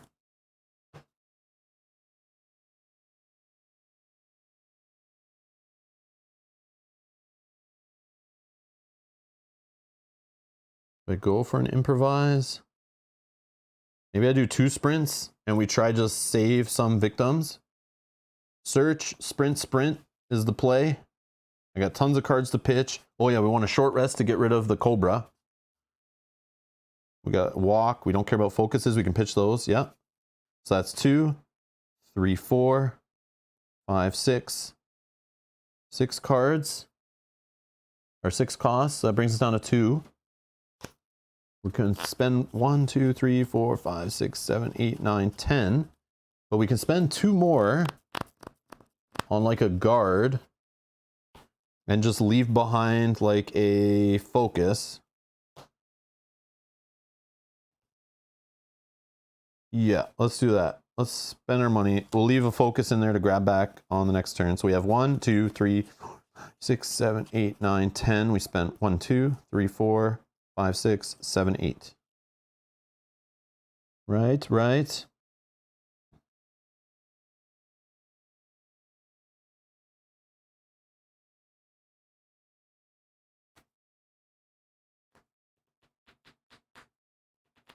Okay.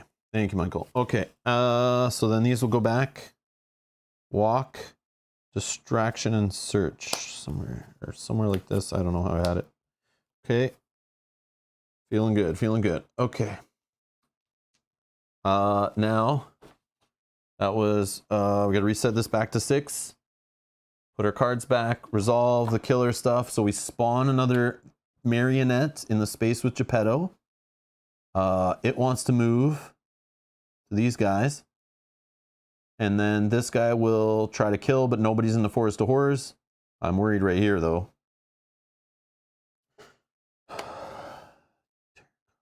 Okay. They're coming from everywhere. Roll a die. A 1, okay. If the result is less than the horror level, spawn the remaining puppets regardless of status in Geppetto's space. I'm at like 0, so there's no way that's less than the horror level. So we're good. Now, puppets only, I mean marionettes only. Sorry for the offense. Oh, sorry, I gotta move this guy too. Yeah. Sorry, thank you. I forgot about him. I keep thinking it's like the spawn one does this, but it's like spawn is separate, like part of the thing. Okay, so marionettes are going after the final girl, moving 2 spaces each if they need to, then attacking. Okay, so this one only needs to move 1. Uh-oh. This one, 1, 2, I guess here's the big top. I don't know. Sure. Then this one will attack me for 1, which I guess we just lose. I could guard against it, but do I care? I don't know. I mean, I could just play the guard. What can the guard do bad to us? Oh, it still reduces. Oh, but if we get no successes, I'll still get hit for 1. I don't know. I'll lose a health. Who cares? For now, I care, but whatever. Okay. Sweet. I'm getting stabbed by dolls. This is great. Just fantastic. Okay. I want to kill that fool.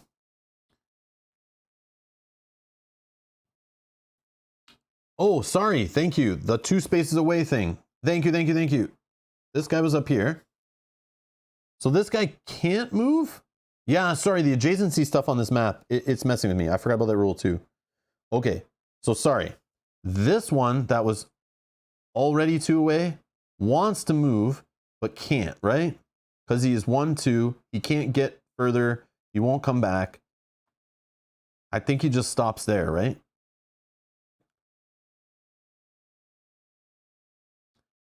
Then this one would have been here, right?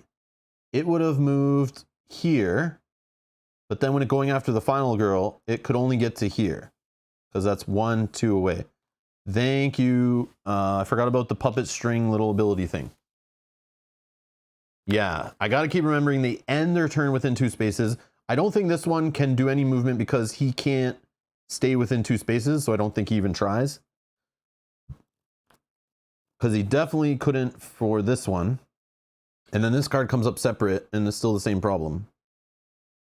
So yeah. So if we stay away from Geppetto, we can stay away from the marionettes also. Okay. Yeah. So never mind about the stab, all that stuff. Yeah, that was my bad. Thank you. Thank you in the chat. Thank you everyone for reminding me. Sweet. So that's actually not bad. Okay. All right. Now is the problem. We go to, so no one was killed, so no panic there, but in the upkeep phase, this happens. So clowns everywhere, right? Was there anything else that happens? Oh, this happens. I lose a health in the upkeep phase from the hidden cobra. The panic stuff happens. So let's do this one here because it's adjacent to the big top. Moves 3, so goes into the big top, which is weird. This one, we'll roll 2 dice for this space.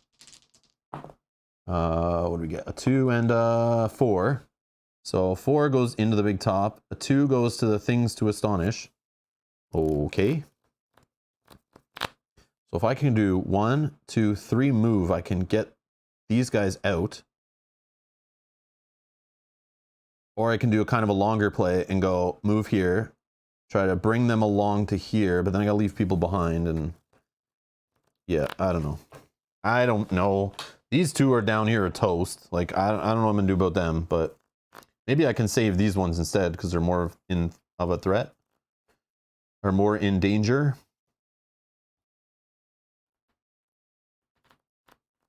Yeah, let's try that. Okay, what else in the upkeep phase? Anything else? No. Okay, action time. You lol too much says, moving these marionettes reminds me of the fiddliness of Cloudspire minions. Yeah, they're not as bad. It's not as bad, but yes, there's a little bit of thinking and math to counting spaces. Yeah, we had victims die. How many was it?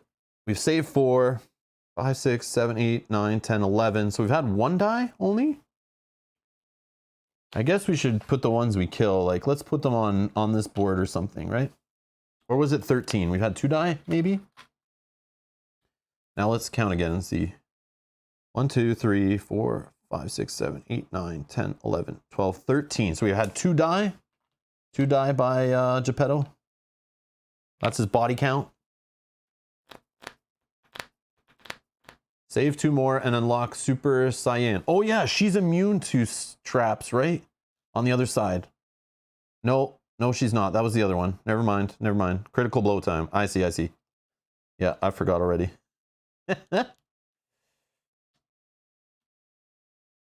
We still have a move 1 space left on here, which is good. Okay, let's do this properly. I'm thinking if I can move 1, 2, I can bring them with me. Go here. And then save 2 here. And then maybe go back and save again. If I do some craziness with sprinting. I have 2 sprints. And I have a walk as a backup, I guess. I have close calls. I have cards to pitch. I could search 1 more before we leave. Since we know the trap is gone, right? Let's do that. Let's start off with a search.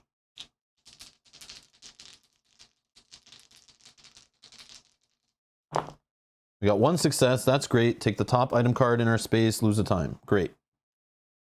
Great. What the hell? Okay, so we got Charlie's giant hammer, which is better. So I feel like we just replace the other one and discard it because we can't store this one in our backpack for a rainy day. It doesn't let us. Cannot be carried in our backpack. So as soon as we switch this one in, you must have 2 or more health to attack with this weapon. After resolving an attack, we lose a health, end the action phase or whatever. Only Charlie may use it. We definitely take this one, right? Definitely. I'm not missing something, am I? I don't think so. Yeah. So this just gets discarded. Okay, 1 item left in here. Whoopie-doo. Okay. There's a place for dead victims by the horror track. Oh, right here. Right here. I'm sorry. I forgot about that. Yep. I forgot. I was like throwing them back in the box. I'm already thinking of cleaning up to get ready for the second stream today. Trying to make that process as easy as possible. Okay.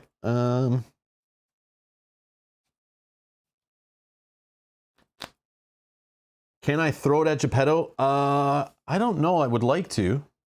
Or even you know, use it to play some golf with some marionettes, some puppets. Just kind of like use this as a golf club and just like, you know, get a nice drive going. Oh yes, I do need to heal for the Cobra. I agree. Do I have that card? Yeah, short rest. Okay, let's do a short rest. Trying to get rid of the Cobra. Yeah, we should be good even if we bomb it because our horror will only go up 1. Oh, but our turn could end. We got cards to stop that, hopefully. We're good. We passed with 1. I'm fine with that. So next time you recover health, you must instead discard this card. Done. Okay, Cobra's gone. And we lose a time. Okay, sweet deal. All right. Now, we want to sprint. Or do we walk first? Maybe we can end our turn in this marionette space and then we kill it. Yeah, let's try that. Let's walk. But then we might only move 2 or 1. That's not good enough. Or do we just sprint and assume we'll just get 1 success? If we move 3, I'm ripping right through this thing. Yeah, let's just do the walk first. So we got 1. We could pitch cards.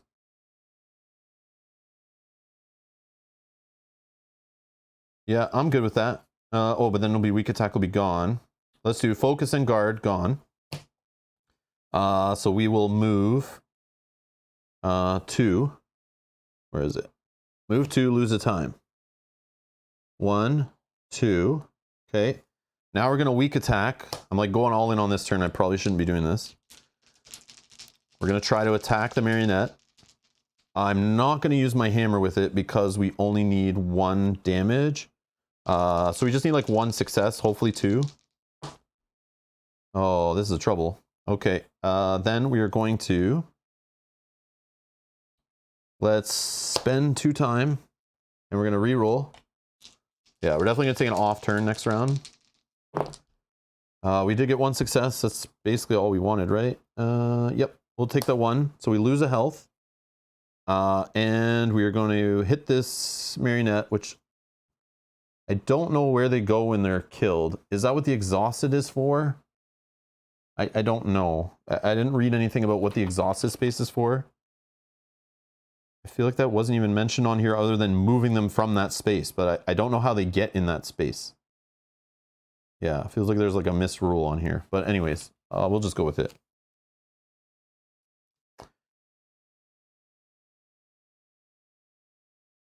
Oh, maybe it says in the rulebook on attacking minions. And minions, victims do follow us into a space that contains minions unless they also contain the killer. Oh, when you're attacking minions in a space, you can divide damage from your attack amongst all of them, but not against the killer. Okay, if you choose who you're attacking first, but in this case, it makes sense. Oh, that is where they go? Okay, okay, perfect, thank you. All right. Okay. Now, we need a sprint. A good sprint, which, I don't know. We'll see. We'll see. Good sprint, come on. 2 spaces at least. But if we have 3, we can go 1, 2, 3. And then maybe we play the other sprint to try to get them rescued. I don't know.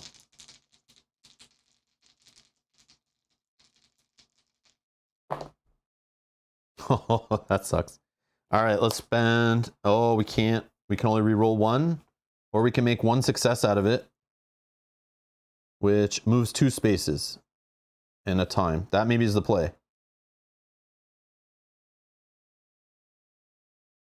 But then we have no... Yeah, let's do it. Let's do it. We're going to pitch these 2 cards. They're very expensive, but we're going to lose 1 time. And we're going to move 2 spaces. We're going to take these victims all in here. Then we're going to move 2 of them here and get them out. I will move 1 space back to here. And then I will drop my horror for another time. So we go to 1, which isn't going to bind us anything, but that's okay. I just don't want those victims on the board. I want to get my power unlocked, I guess. So now we got this unlocked. During the action phase, you may lose 3 health to take the critical blow action card directly to your hand. For each initial victim you save, receive a time. Okay. So saved victims. I'm all like right here. I don't know. So we got an empty hand. This is crazy. This is not feeling right, but oh well. I think we got a lot done there, so it's okay. Just some bad sprinting. I put too much into the walk, but I wanted to get rid of a minion. I want to see if that helps alleviate anything. Oh, did I roll any 1s? Did I roll any 1s?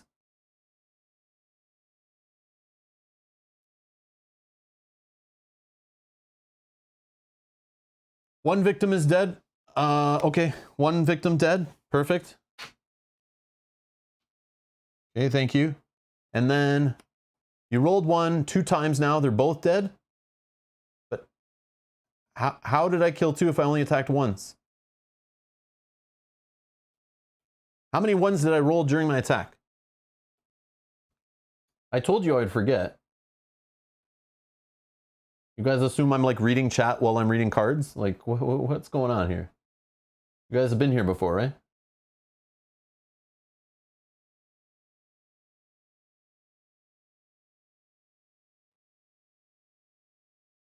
I'll just go back and make sure.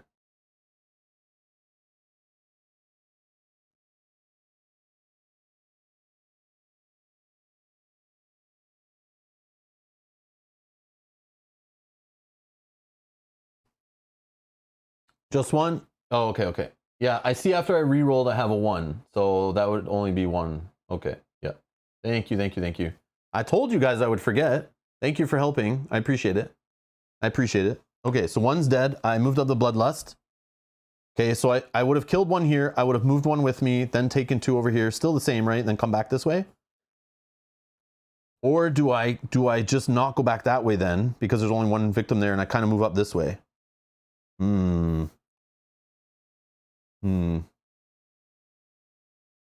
Maybe I can save this one. Maybe it doesn't get killed. Maybe I don't get attacked. I don't know. The victims. Oh, and the victim. My horror goes up. My horror goes up. Okay, my horror goes up. So then, based on me saving, I would have dropped my horror down instead of getting a time, right? Yep. Yeah, because I would have been covering this after that happened. So I would actually drop my horror down 1 instead of getting an extra time. Okay, so we got there. We got there.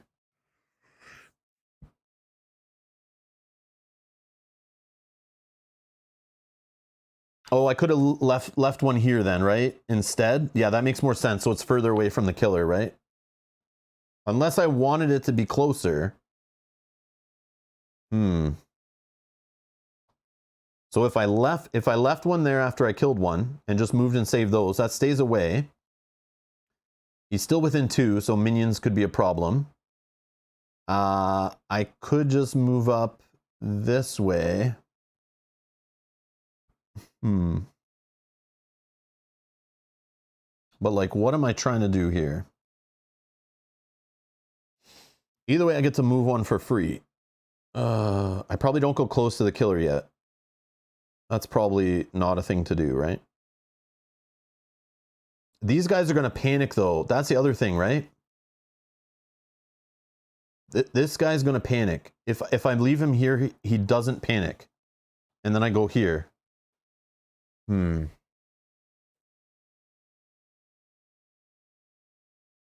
Like with the clowns everywhere, right? Like if I leave them adjacent to the big top, we're gonna have a panic. And this guy could go like wherever. But I mean, that might be good. Maybe it moves away from the killer. Yeah, okay. So I'm going to just move up here then. We'll see what happens here, right? Some randomness. Who knows? Yeah, so like I don't know the best way to like do that gameplay wise, but we'll keep it away from the killer. Maybe like our chances, it's most likely gonna go to the big top, which is okay, I guess. But we're a little far from that being this way, so I don't know.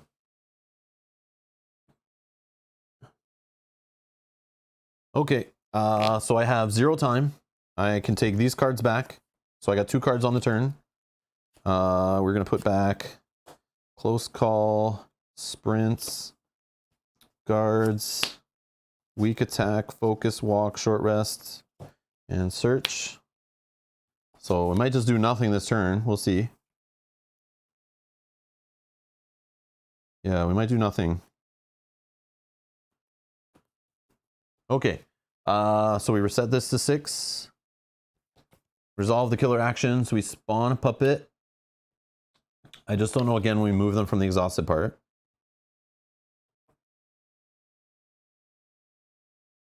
Each killer phase up till the finale is revealed, the first step in the minion action line is to spawn a puppet. When spawning a puppet, take a token from the ready space of the puppet card and place it in Geppetto space. If there are no tokens in the ready space, no puppet is spawned. Whether or not there was one spawned, move all puppet tokens from the exhausted space to the ready space. Okay. Got it. Then they want to move 2 spaces. This one can move here. This one, 1, 2, can't get there. 1, 2, hold on. 1, 2, 3, 1, 2, 3, 4. So it wants to go this way. It's the shortest way, but can't because it can't get with 2 away, right? And then the killer wants to kill, but nobody's there.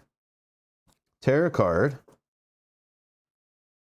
Razor puppet strings. Victims in or adjacent to Geppetto space are killed. There is no one. Lose 2 health if you are in or adjacent to Geppetto space. Oh man, I almost did it, right? I almost thought of doing that. Wow, wow, wow, wow. Okay, you may reduce the damage by 1 for each walk or sprint card you discard. If no victims were killed and you did not take damage, resolve the next terror card. Horror goes up 1, still in the green. Place Geppetto and each puppet at an exit space, distribute evenly.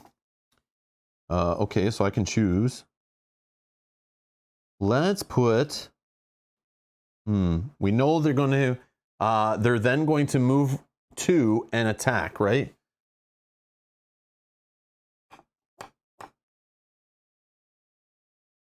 So if I put him here, he can attack me. If I put him here, he can attack me. If I put him here, he can't attack me.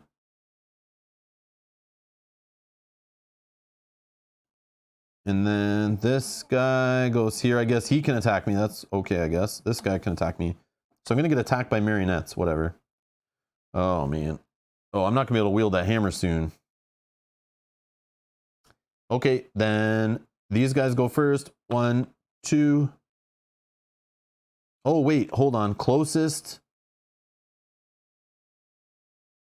victim is me for this one. This one, it's me. And they'll attack me 1, 2. Okay, then the killer, closest is right here. And then he'll kill. Boom. Bloodlust. Dark power time. Immortal Master. If all the puppets are on the board, Geppetto cannot be killed. Any damage that would remove his final health token is ignored. Oh, wow. That sucks. Oh, that sucks. Oh, they're too far, right? Oh, man. Okay, let's undo that again. Yeah, I did it again. How are they supposed to go there? Oh, okay. This is that special rule, right? Where they're, okay, where they're too far away, right? So this one, 1, 2. Yeah, because they're placed, not moved, right? This is the one that breaks the whole movement thing. Yeah, yeah. And then they'll come back to him, right? Yeah, because this is way too far away. Okay, so then when they move, they're trying to get back to Geppetto, right? So 1, 2. So now it's within 2 from Geppetto. This one goes here to be within 2 from Geppetto and stops. Then I don't lose 2 health. Okay, this works. And then this guy moves. He would go to kill the one that was here.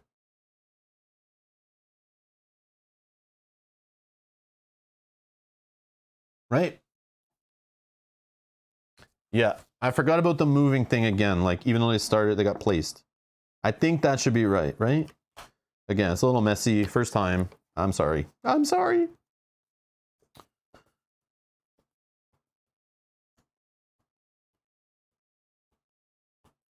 All right. We're good. You guys okay with that? Sweet. Hello, Matthew. Welcome, welcome. You did good. Okay. All right. Panic. Someone died, but there's no victims in any of their spaces. But then in the upkeep phase, clowns everywhere. Nobody's in the big top or adjacent. This is not adjacent. Okay, I'm not poisoned anymore or whatever. Snake bites and stuff. I don't need to deal with that. Arranging items I don't need to do. We still have tarot cards. We're good. Action phase.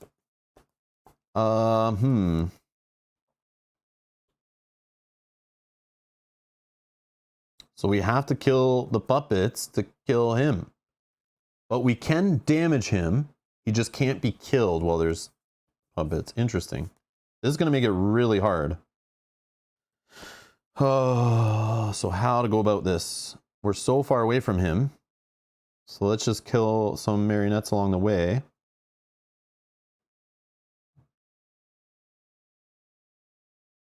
All right, I'm just going to pitch.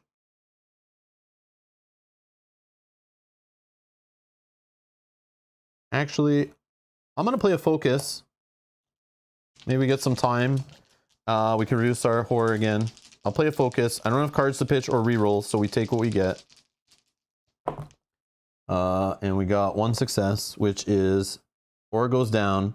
We lose 1 time. Then I'm going to throw this walk away for another time, going back to 6. And that is my turn. With 6 time, I'm going to purchase all these free cards back. 6. What do we do? We're gonna have a weak attack. We start fighting, right? Maybe I get a retaliate going for 4. And then 2 close calls. Oh, this guy can't reach me though, because where he is. So maybe not retaliate yet. But I do want it in my hand so bad.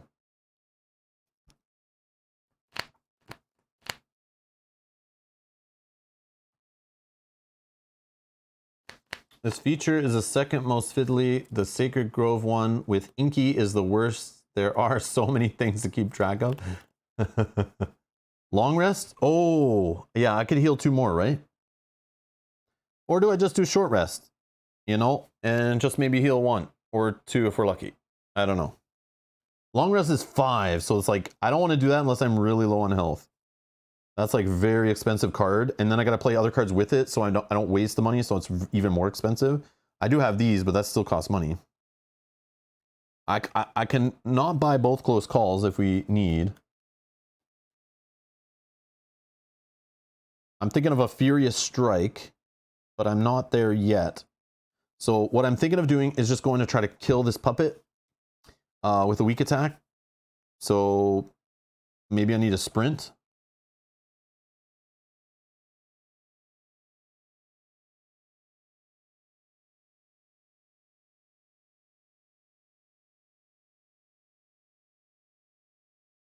Or do I focus on rescuing still, you know?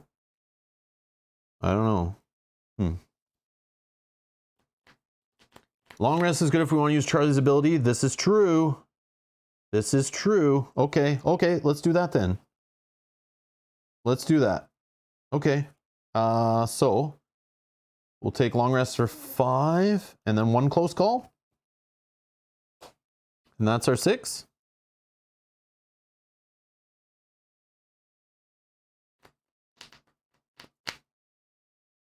I just don't know if we can get all the way to him to use that critical blow, and I don't want to hold it in hand for too long.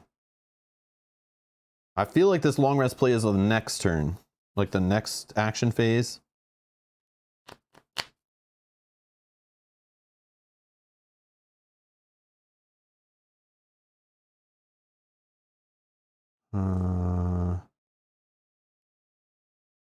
Or that, if you rescue all, you guarantee they never hit for 2. Yeah, that's true, right?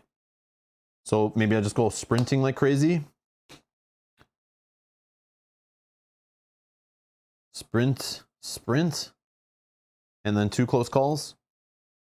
That's my 6. Yep, I like that. I like that. But it's a lot, right? It's like 1, 2, 3, 4. You know, like I can only grab so many. Maybe, yeah, I don't know. This guy, one guy right here is trouble.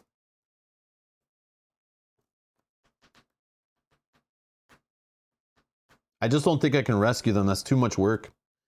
It's too hard. Like, it's too many spaces away. I have to go through them to get them out. Like, this exit's way too far. This one is. I mean, this one's not too bad. 1, 2, 3, 4, 5 to get them out. It's this guy. This guy might be, like, by himself.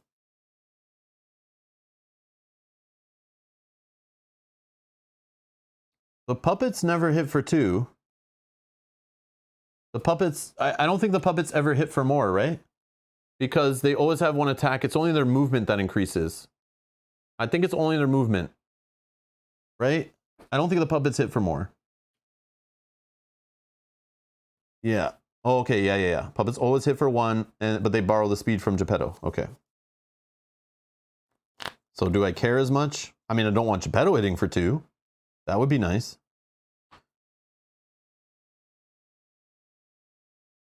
Okay, let's try the sprinting play. Let's go with that one. I don't know how I feel about it, but we'll go with it. So we'll reset back to 6. Killer phase, we spawn a puppet. Then they want to move for 2 towards the closest victims. This one goes here. See, I don't think I can rescue. 1, 2. Actually, yeah, this stops when he gets into space, right? And this one, 1, 2. Yeah, they're pretty much toast. Anyways, the killer goes. Nobody's there to die. If all the puppets are on the board. Oh, it's... I thought I had to kill all the puppets. I only have to kill so 1 of them is not on the board. If all the puppets are on the board, Geppetto cannot be killed. Any damage that would remove his final health is ignored. So as long as 1 of the puppets is off the board, I'm good. Okay. Okay, I just caught that. I reread it and I was like, yeah, that's not as bad then. Okay, tarot card time. Where the hell did the blades come from? Okay, here's one of those trap cards. So we get spinning blades. They go in the space of us, right? Place the spinning blade floor trap token in your space. Bzzz. Okay, immediately apply the trap's effects. See the tarot card reference to you and any victims in your space. So the spinning floor blade, we're gonna roll 2 dice. And then for each do the following. On a 1 to 4, we take a damage. On a 5 to 6, we move a space. Hey, I'm okay with moving. I'm okay with moving. And then it adds this extra thing. For each 1 to 4 that you rolled, your horror goes up. Oh, that sucks. Oh, that sucks. Wow. We roll a 2 and a 4, of course. So our horror is going to go up twice. And 1 to 4, we take damage. Pew, pew. Just like that, we lost 2 health. Oh, that'd be awesome if we got to move, though. Do I have like a way to re-roll that? I can't, right? No, that's not a horror roll. Okay. That sucked. That sucked. So now I can't use... Oh, I can use this still. This I only need 2 health for. I have 3. Okay. And that stays there. So anyone that moves through there is going to get hit. So I can't even go that way now with rescuing these guys. That really changed things. Wow. Yeah, Dan, long rest. I see this now. I didn't know there was razor blades in the floor. Or spinning blades. Why didn't you tell me that was here? Jeez. Okay, I instantly regret not doing the long rest play. But we do have a short rest.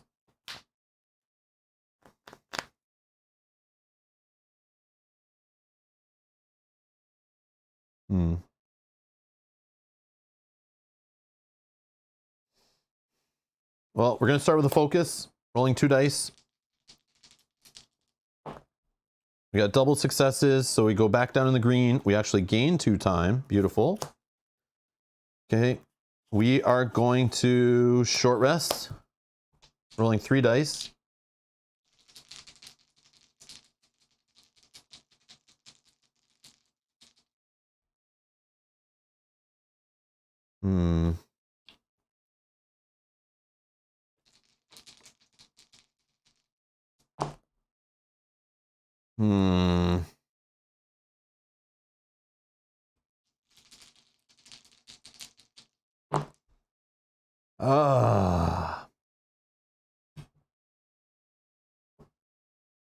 Okay. Okay.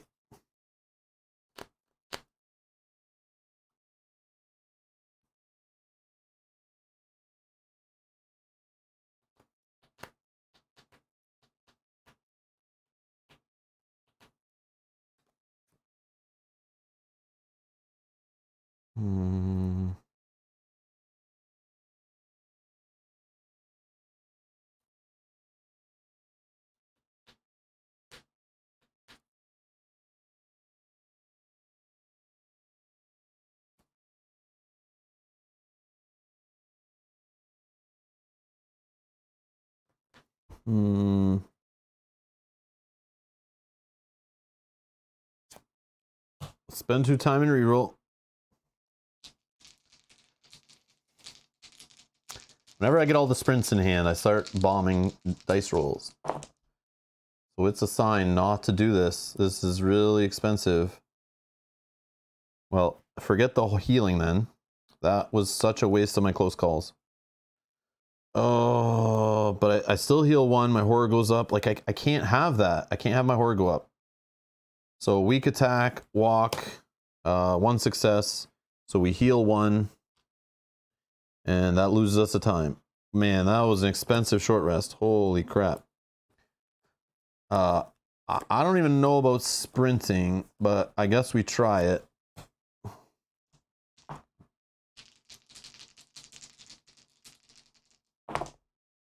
One success, 2 spaces. 1, 2.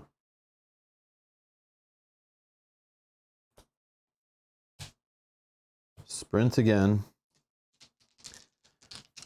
Yeah, this is a rough turn. Very rough turn. But it's okay. Maybe we can come out of this, get a success or 2 here. Maybe. I'm not betting on it though, but that's all I got. None. Yep. So we're stuck right here. This is fine. Okay. I was debating on keeping weak attack for hitting here, but I was hoping the sprints worked out. It's okay. That's my bad. That was a bad play. Very bad round. Bad plays. Bad plays. Okay. So our time is only 3. So we're getting these back. And we're definitely going to get a guard for 2. And 1 goes to waste. Go back up to 6. Sprint. Short rest. Goes here. Weak attack, walk, 2 close calls, and a focus. I need to stop spending both close calls on the same turn, and so that I can keep cycling them. That's the only problem. Or throwing them away for money I should do. Okay, that was very bad. I'm in a very bad spot. Very bad spot. Okay, reset this to 6, put my cards back. Resolve killer action. So no puppets to spawn. They're already in spaces with victims, whatever. Then the killer wants to kill, no one's there. Terror card. Replacement parts. Place 2 new victims at Geppetto's starting location. Well, that's great. And his starting location was over here. Then place Geppetto in the space with the closest victim. Then the minions will kill. So 1, 2, Bloodlust, Bloodlust, event. How dangerous can it be? Hold my beer. During the upkeep phase, each victim moves 1 space towards the closest trap token. Are you serious? These are crazy. I thought these would be nicer with the traps in the decks, but they're not. Okay. Geppetto wants to kill, but he didn't. Okay. For each victim killed, +1 Bloodlust, and Geppetto recovers 1 health. Well, he's full health already, so we go up another 1 and another 2. Another event card. Run, I'll hold them off. There's a fine line between courage and idiocy. So we're gonna get the blue meeple. The victim closest to you is your fiance. If an enemy would move into your space while the fiance is there, instead kill the fiance and the killer stays where they are. If your fiance is killed by a trap, my horror goes up by 5. If the fiance leaves play, discard this card. The victim closest to you is your fiance. So I replace this one. Well, that's confusing now. There's a blue one on the board.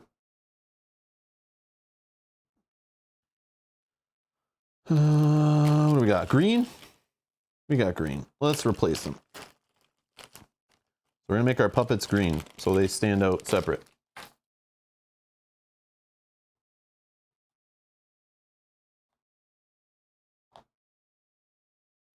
Done.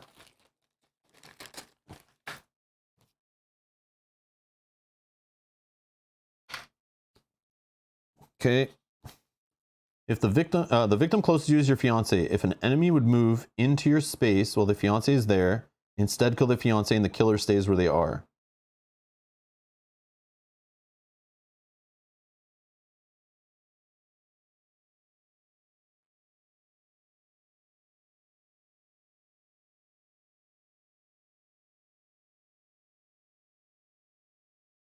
Okay.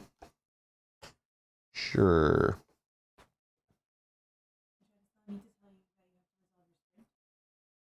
I have to resolve my sprint. Did I forget it? What did I do? Oh, did I forget to do the bottom? I don't know. What did I forget to do? I failed on it, right? Did I not do this? Oh, okay. I see. I see. I forgot. Right. Move up to 1 space. Rob resolve sprint. Okay. Lose a health and time for second sprint. Lose a health and time.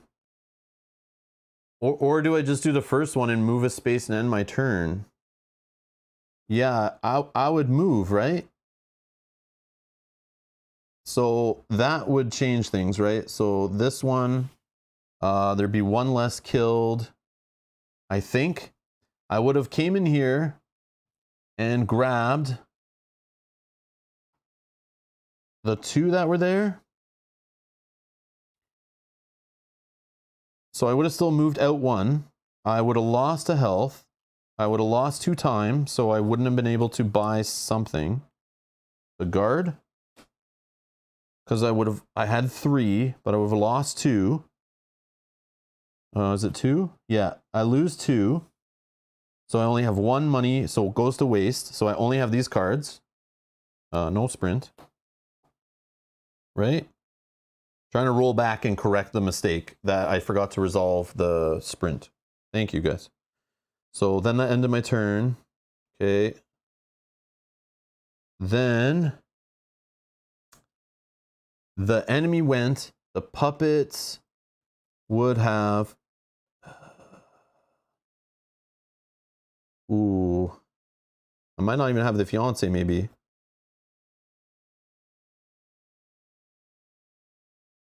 Here. Here.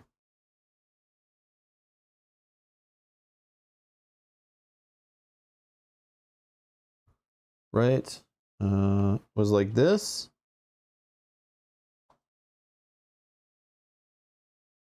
I think.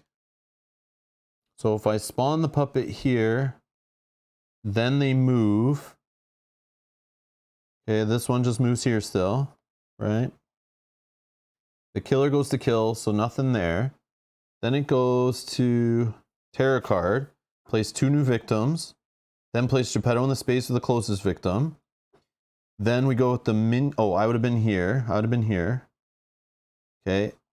Oh, then this minion would move to here.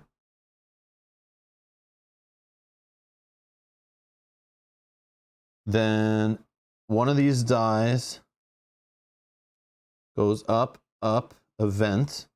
Okay. Then in here, one of them dies, up, up, second event. Okay. And then Geppetto has no one to kill. For each victim killed, and Geppetto health. Okay, so I think we're good, right? It's just now we're all in this space. Celine, thank you so much for subscribing. Thank you, thank you, thank you. Oh, and then too far away. Yeah, too far away, right? Because the killer, this thing couldn't move. Ah, yes, yes, yes.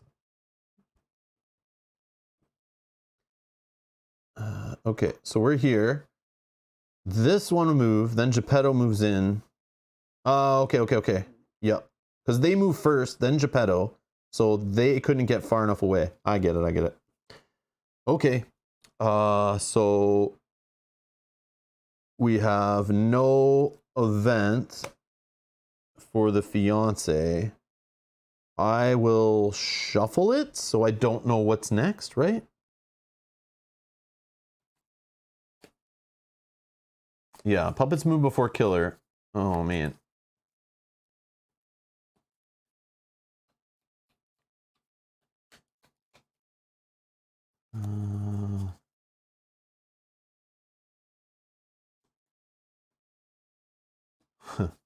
Winter Sin says, hi, Rob. Just watched the last Come On live show about Marvel Zombies. They announced a PvP mode for the game. Zombie heroes versus normal heroes.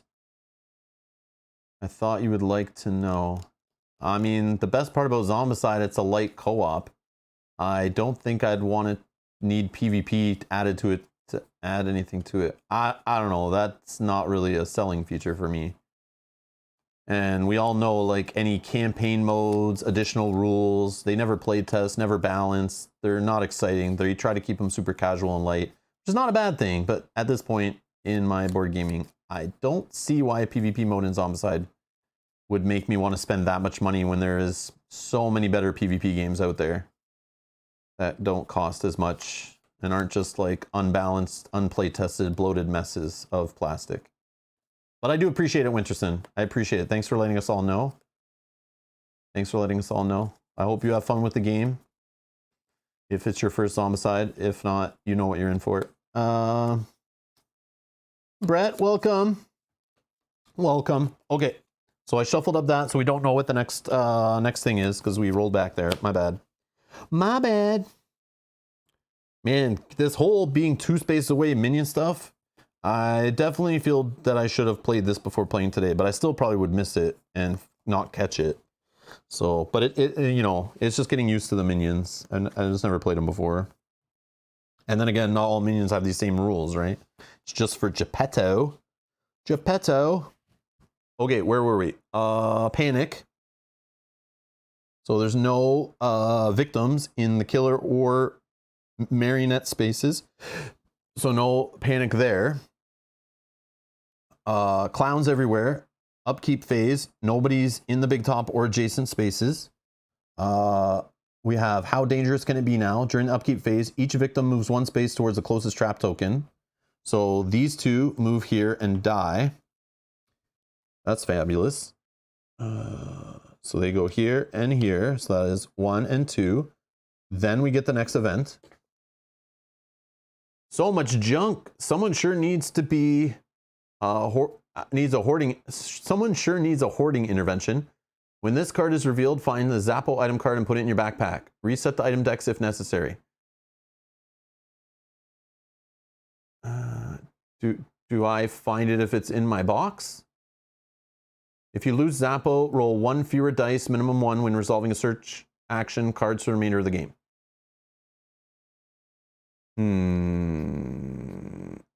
I assume since it says reset the item decks if necessary, it could mean because Zappo's on the top of the deck, but it also could mean because he's out of play. Do I get Zappo? Do you guys think? What do you think? I'm assuming I get him, or this card would really suck. But we already saw him, right? He already left play. Such a cute monkey, always ready to lend a helping hand.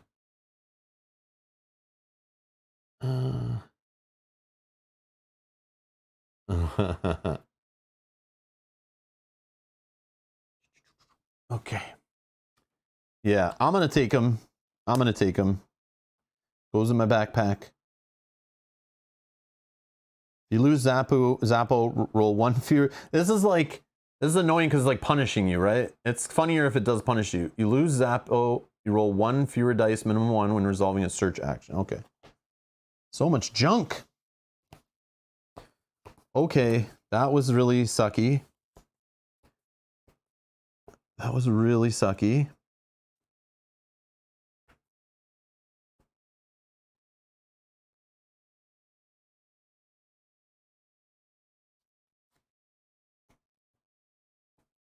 Well,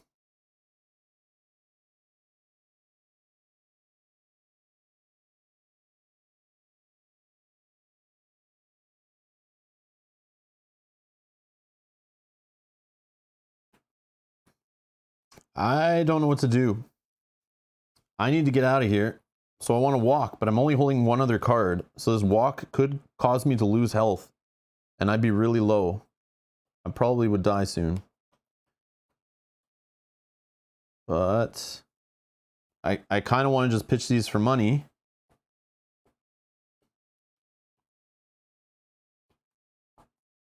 But then I'm standing 1 away from a puppet and 2 away from the rest of them. Mr. Geppetto. I would like to get away from Mr. Geppetto. Because he moves for 3. He's going to get me like wherever I go anyway. I think I just buy Retaliate. And a guard or something. Go up to 8. I grab 2 close calls, guard, and retaliate. Move 2 other victims.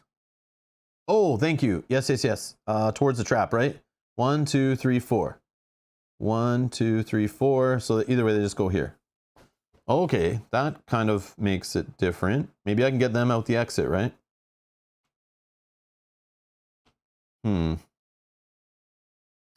Yeah, maybe I walk. Maybe I walk. Maybe I can get close to those victims. I don't know.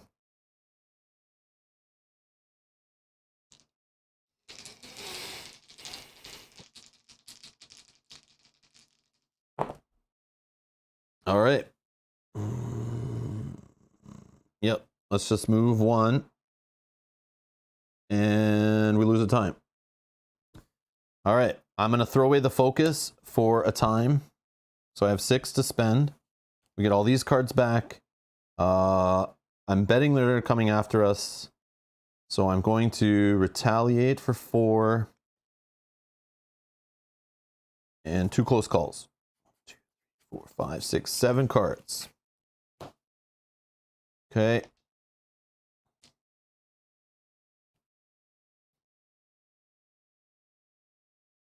The hardest decision of the game. Maybe I walk, says Dan. You would have to guard for a minimum of 5 damage if you stay. Yeah, I definitely don't want to stay there. But again, they all move for 3, so like I don't know what I do. I'm kind of screwed, right? I think I might die here, but maybe we get lucky. No, we won't get lucky because they all are going to be within 2 here. So like I don't know what I could do.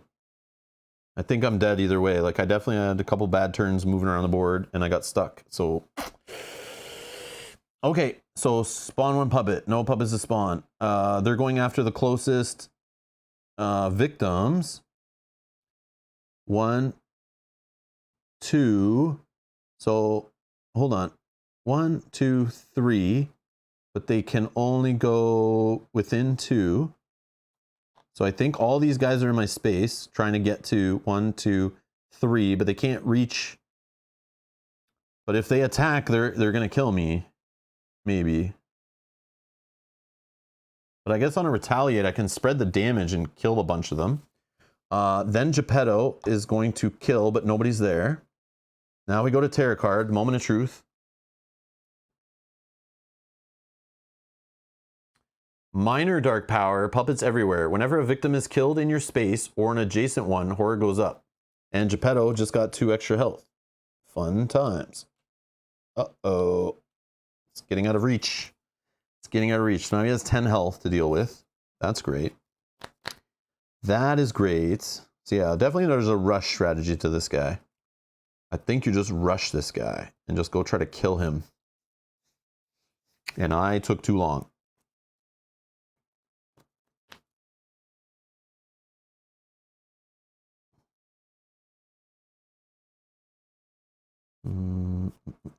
Okay. So no one was killed, no panic, but in the upkeep phase, clowns everywhere. No adjacent victims to the big top. Each victim moves 1 space towards the closest trap token. 1, 2, 3, or 1, 2, 3. I don't know. They can go this way, I guess. But then again, it's worse if they move to here, right? And if I'm choosing like the worst stuff, right? 1, 2, 3. Yeah, they would come this way, right? Okay. Then that is upkeep. There's still tarot cards. Okay, actions. So we didn't get attacked. That's interesting. I'm holding the retaliate like an idiot. So we're trying to walk. We're trying to walk. Maybe we can get these victims out, right? If we get 2 successes. But we all know how that's going to work. I really wish I took sprint now, but oh well.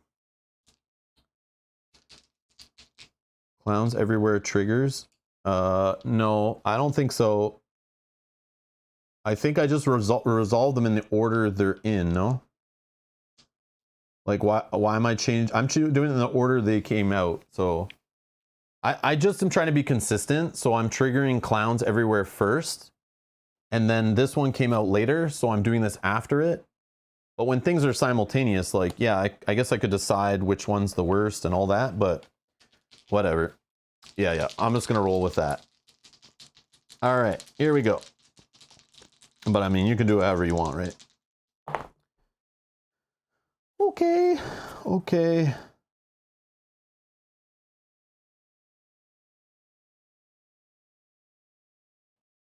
Huh. I should have probably done an attack first, right? That's okay. I messed up. I should have probably tried to do a weak attack with my hammer, but that would end my turn, right? I don't want to end my turn there, but that would kill all of the puppets. Oh, I should have done that. Maybe I'll let this bomb, but then I lose a health, right? Oh no, I could just lose 2 time. I don't know. What do I do? Let me spend 2 time and reroll. Yeah, I should have probably played the weak attack first. Throw the hammer in. But then again, the puppets just come right... Oh no, they wouldn't come back because they'd be exhausted. Yeah, I should have done that maybe and try to kill the puppets and buy myself some time. Yeah, I know my movement in this one, this playthrough is like killing me. Sprinting and walking. There we go. 2 successes. Move 2 spaces, lose a time. All right. So we're going to go 1, 2. We get these guys out. We save some. Look at all the people we saved. So good. And we get 2 extra time for each one. 1 extra time for each one saved. Okay. Now these guys can't reach me because within 2 spaces of this guy, as long as Geppetto doesn't move first. Now we're going to try a short rest. Yeah, I should have weak attacked first. That could have been really cool. But it's okay. My turn would have ended. I would have been stuck there, so maybe Geppetto would kill me. Yeah. Okay, let's try a short rest. 3 dice. 2 successes is 2 health. Yes. No time lost. Okay, I feel good about that turn. I think I'm going to stop there. I mean, I could try to focus to lower. Yeah, let's try it. Let's focus. Maybe we can lower our horror so we keep rolling 3 dice. And maybe gain some time if we're lucky, but Oh well, I think it's worth it. 1 success. Pitching 2 cards would get me... Yeah, let's do this. No, I want to keep the close call. Retaliate I want to keep. Then this costs... This is worth 2.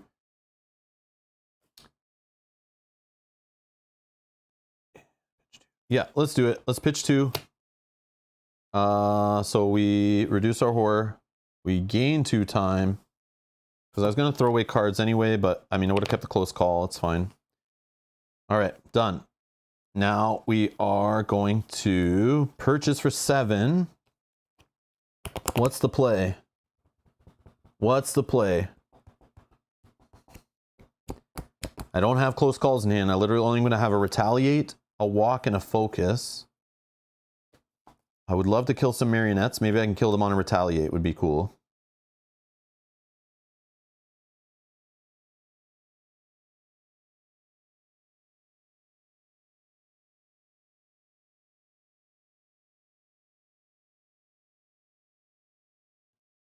I can heal 2 more, but I could also try the long rest play, lose 3, try to gain it back.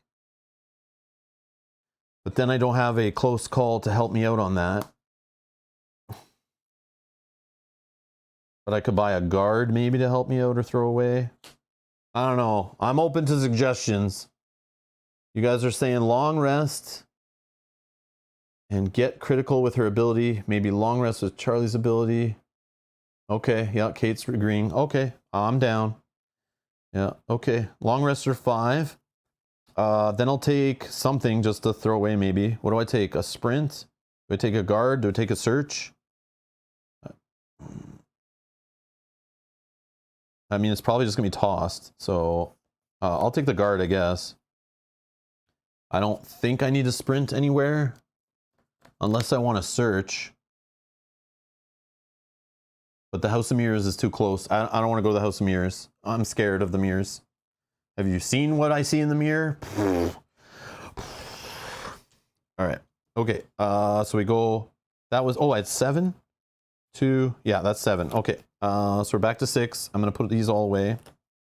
Yeah, not having close calls kills me. I need to stop getting rid of both on the same turn always. Just seems to always happen. But it's my fault probably. Okay. All right. Then on to killer phase. No minions, but they are going to try to move. They can't move more than 2 away, so they're stuck, right? And then there's no victims, so they can't target anybody, right? I don't know how that works when there's no victims left, but killer doesn't do anything. Terror card. They're gaining on me. Roll a die. 6. If the result is less than the horror level, lose time equal to the horror level. Well, it was a 6 and I'm at 0, or I guess I'm at no number. So that breaks the calculator.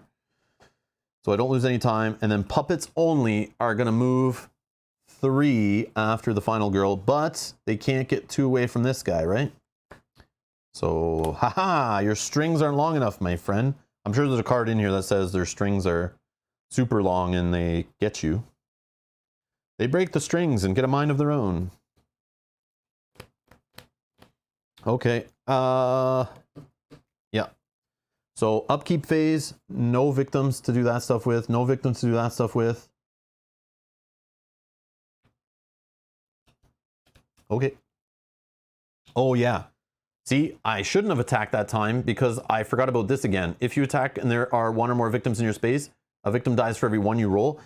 Yeah, I shouldn't have attacked while it's there. I should just get them out. Yeah, good thing I didn't do that.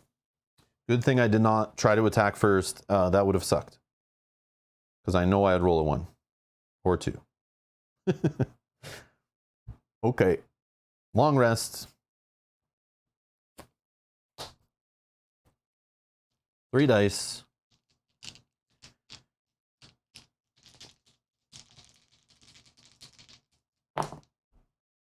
2, 2, 2. Well, I have no rerolls, so we get 2 health back. Good thing I didn't do Charlie's ability first, which I should have done. But good thing I didn't. Good thing I didn't. It didn't matter then. I guess whatever. It's fine. Horror goes up. I lose 2 time, and my action phase ends. That's great. Love long rest. Such a great card. All right. Okay. So I have 4 time. 1, 2, 3, 4. I have 8 cards. 4 time. We are going to take 2 close calls.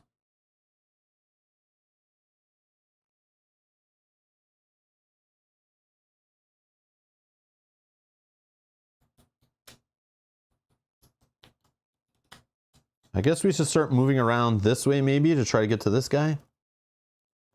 I don't know. Or I go in and just try to kill the marionettes.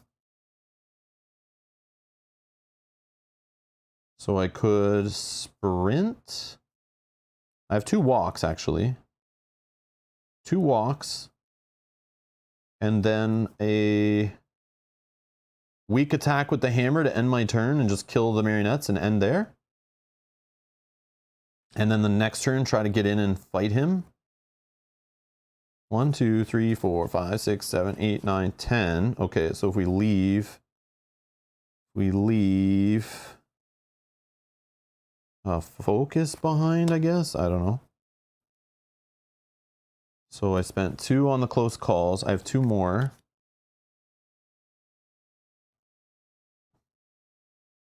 I don't need a Furious Strike. I think I take a sprint for next round, or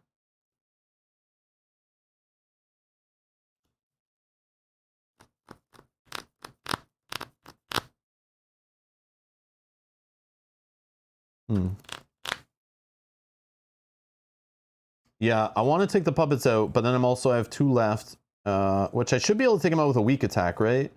Even if I just get 1 success, I have rerolls on it. I can use my hammer. It ends my turn. I lose a health and all, but... Or do I just take a Furious Strike? No, I'll just use the weak attack.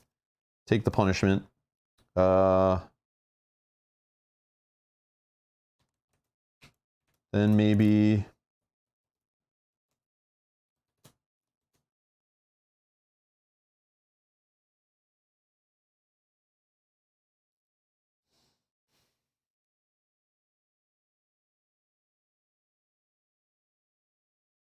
I could sprint back away after, but that's risky. I'll just take a guard.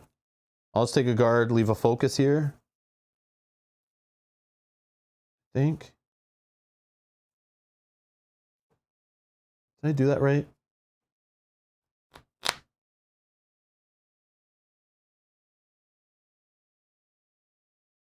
Yeah, because I only played long rest last turn, right? So where did that went back? Yeah. So I have all my other free cards, but I'll leave focus there. Yeah, I'm pretty sure there's a focus there. I just maybe picked up. Yeah, because there's 2. Okay. If you're going big, improvise is good. Am I going big right now, though? It costs 3, and then that means I don't get a close call. No, I'll go with what I got. And I'll go back to 6. Okay. Killer, spawn. These little guys can't move. Killer tries to kill. No one's there. Terror card. Roll a die. Make or break. Man, they love these die roll ones. 1. You lose health equal to half the result rounded up. Okay, I lose 1 health. Or kill that many victims instead. I'm assuming in this game I have to choose the option that does something. So I'll just lose the health. I'll just do the worst thing, whatever. I don't know. But maybe there's rules in this one where you can choose whatever, but can't keep track of that in every single damn game. All right, so I'll just lose 1 health. Okay, that wasn't too bad.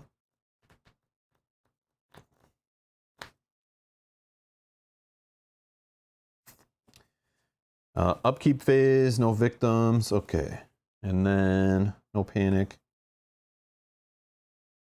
All right, we're going to try a walk.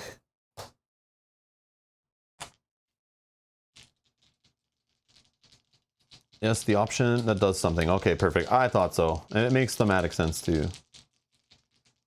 But it's kind of good that I rolled a 1 for that one.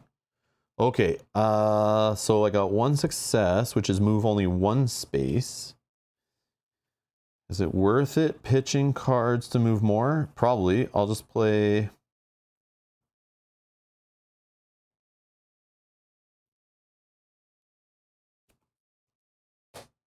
focus. And a short rest. Okay, so we get 2 spaces. 1, 2. I lose 1 time. Okay. Now I'm going to go for a weak attack using Charlie's giant hammer. This is the most important thing I need to do on the turn. That's why I didn't waste the close calls for rerolls. 2 successes. This is 1 attack, but with the hammer it's 4, so I'll split that damage up. Playing golf with these puppets' heads here and knocking them all around.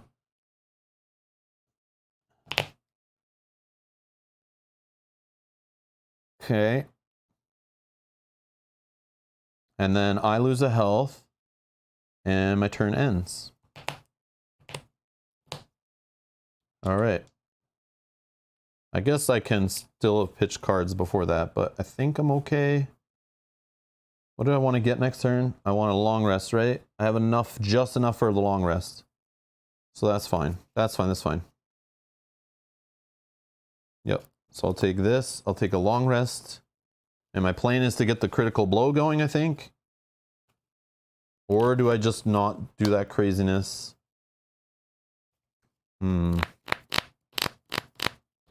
Critical blow would put me down to 2 health left. Long rest back up. And then I run at this fool. Yeah. But I only have a walk to get to him, which could be enough, but I don't want to waste so many cards trying to get to him. So I would love a sprint. So what I'm going to do is toss a focus for 1. And that would put me to 6.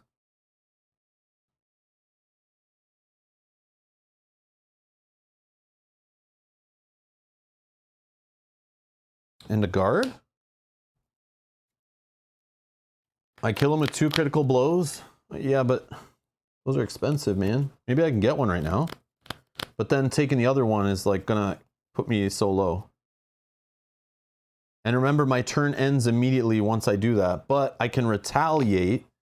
And I hope on the retaliate, I can ignore some and then hit back for another hammer attack. Because I can add the hammer to this, right? And I got to watch out with the critical blows using her ability because, like I said, it's a trap ability because it'll reduce me down. Then I might not be able to use the hammer. I don't know.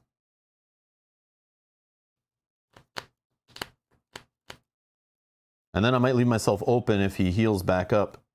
Then I'm in trouble.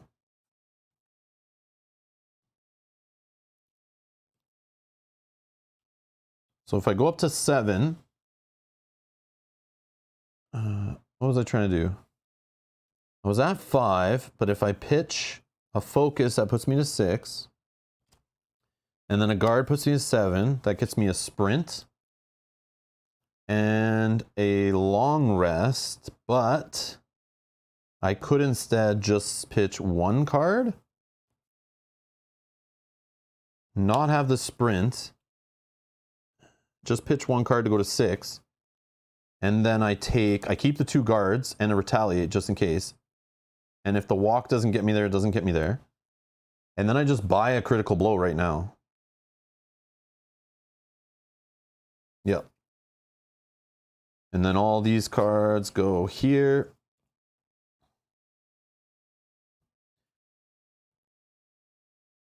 Yep. So this walk has to work. 2 successes on the walk has to happen.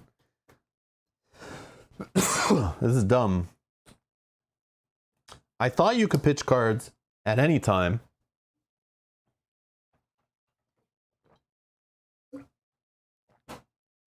But let's find out. Excuse me, sorry.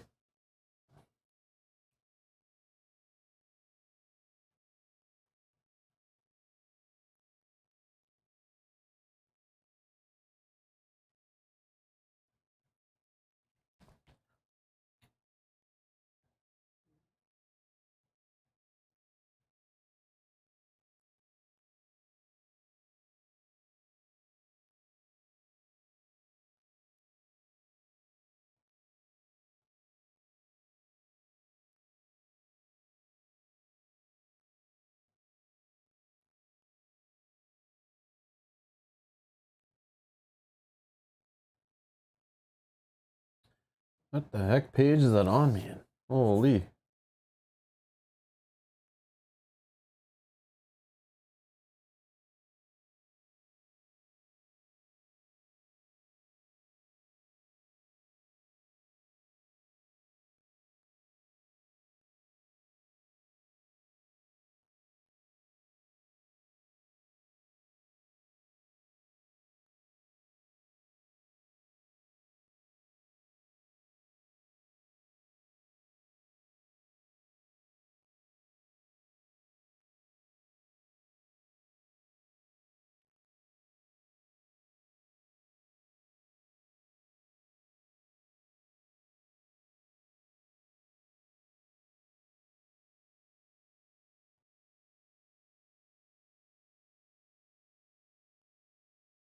Yeah, what the hell? I can't find it in there. Page 16. Yeah, I think the rule book I'm looking at is different because I'm like looking for it. Yeah, it is. I don't think this was in there. Discarding action cards to gain time. At any point before the action phase ends, oh, you may discard as many action cards as you wish, exchange for 1 time each. Okay.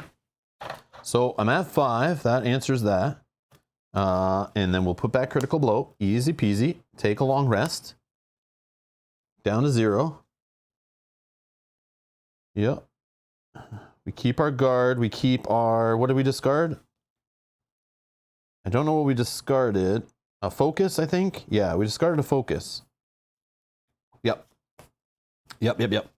So we get that focus back that we pitched. And we didn't pitch the guard. Okay, so we'll go the long rest strategy like I said. Okay, perfect. So we're here. Yeah, and we'll just try to get a critical blow with your ability and heal up. That's the plan. It's a little risky, but we'll do it. Okay, that's done. What else? Planning phase, reset here. Put these back. Done. Killer action. Yeah, this sucks. Yeah, we're taking too long, man, because these guys are going to spawn again. Okay, so it tries to spawn puppets. None are there. Yada, yada. And then these guys move up. Okay, and then Killer tries to kill Terror card. Oh, he gets more health. Why not? Am I a puppet?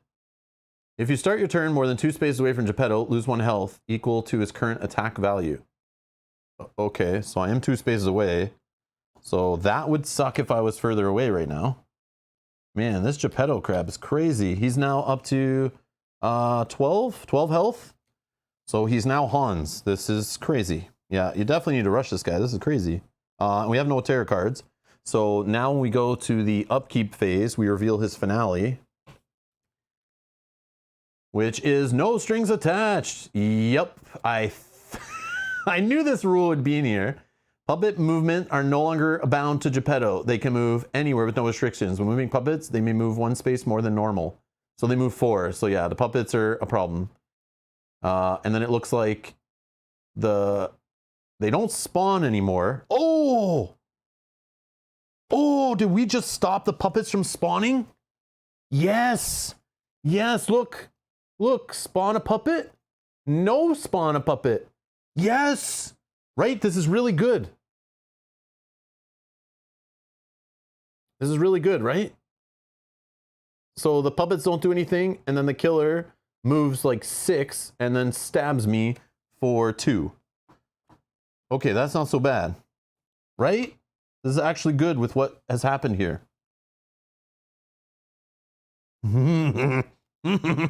Okay, so upkeep phase, nothing here, nothing here. Let's get him.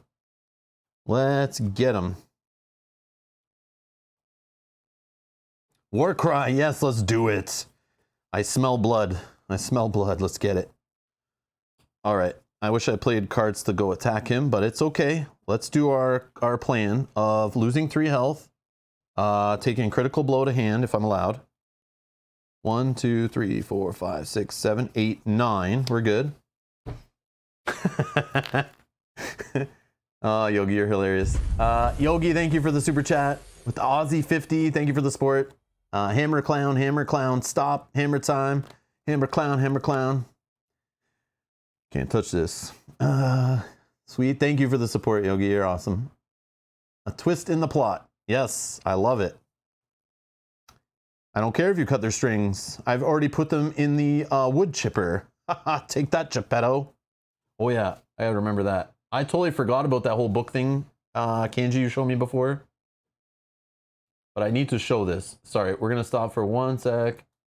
Final Girl, Van Ryder.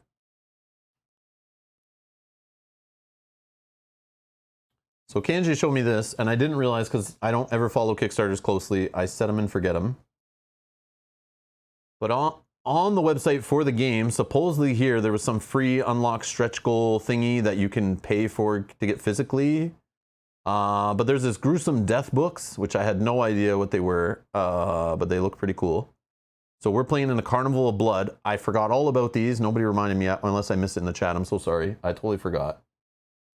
I wanted to use that today, but how to use this book. So they have these here. Hold in your hand a book of gruesome death for use with the Carnival of Blood. Inside, you'll find horrible and terrifying descriptions of death at the hands of the Final Girl lineup of killers. This experience is totally optional, but is a fun way to spice up the story as you play the game Final Girl. So if you're okay in reading entries and stuff, it's kind of fun. So once you've determined which killer and location from the 30 different Season 1 combinations, you will look at the table of contents in the book, find the applicable pages for that combination, and when a tarot card or some other type of card effect results in the death of a normal victim, turn to the section and find the name of the card. Then you may read the description of how the victim died before continuing your game. So it's a little too late because I just remembered. But yeah, no victims should be dying. But rated R, vulgar language and extreme violence. So yeah, so if we're playing as Geppetto, 30 to 41. Holy crap, that's a lot of pages. Sorry. So we find Geppetto.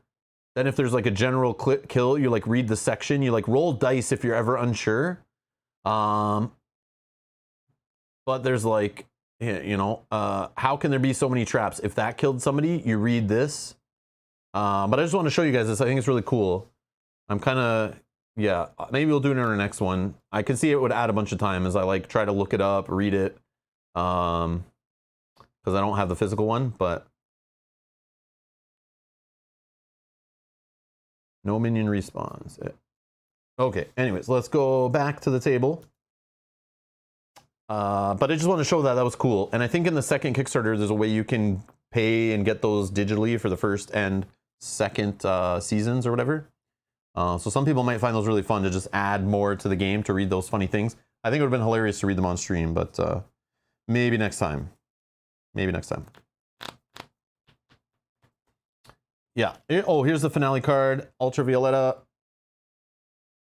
No strings attached. Puppet movements are no longer bound to Geppetto. They can move anywhere with no restrictions. When moving puppets, they may move one space more than normal.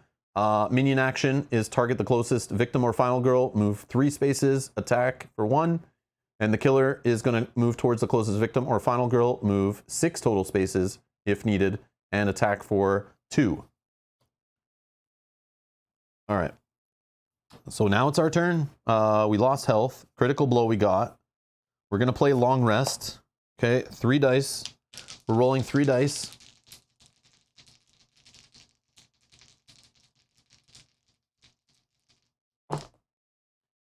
One success, which would be 3 health back. We go up to 7, so we could pitch 2 cards just to gain an extra health and lose 1 less time. But I think we just go with that. So 3 health. So we basically just get back what we lost. 2 time. Although, I think I will toss, actually. I'm going to toss a guard, and I'm going to toss a focus. Yeah, and I'll gain 1 more health back.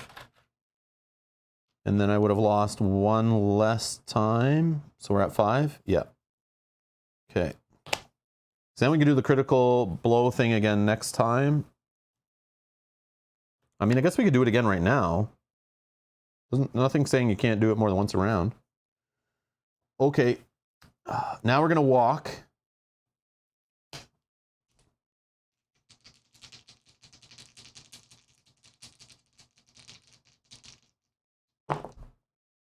We only got one success, so we're not going to get to Geppetto, but I'm okay with that, actually. He'll just get to us anyway, so like, why bother wasting cards? I want to succeed on my guards, my retaliates, all that kind of stuff, right? But then I'm holding a critical blow, which is okay. I can play that in the next turn when he's in my space, because we know he's going to just move and get to me, so it's fine. I'm not going to start my turn that many spaces away. I don't think he'll move away. That doesn't make sense. So yeah, he's just going to come and try to stab me for 2. Which I can retaliate on. And I don't want to waste more cards. I want to have those for the retaliate. So I'm going to stop my turn right there. Did I lose the time? No. Lose the time. Move 1 space. Sure. Come at me, bro. Come at me, bro. Okay.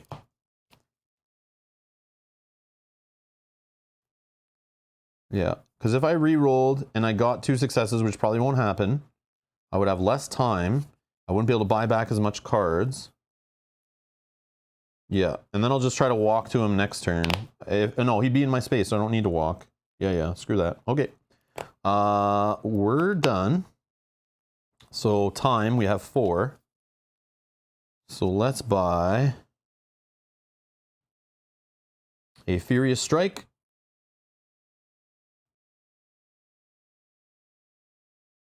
Yep. Furious Strike. Unless I want to get something like an Improvise, which could be cool. I do think maybe a Distraction, but I could also play a Focus. Oh, I don't have one. Oh yeah, I'll have a Focus to lower here. We know it's not going up, so who cares, right? Yeah, there should be nothing changing it. Okay. Yeah, so let's just get Furious Strike. It's fine. I don't want to keep spending health to do this. So Furious Strikes and paying for Critical Blow might be the way. So 1, 2, 3, 4, 5, 6, 7, 8, 9, 10. Okay, these go back.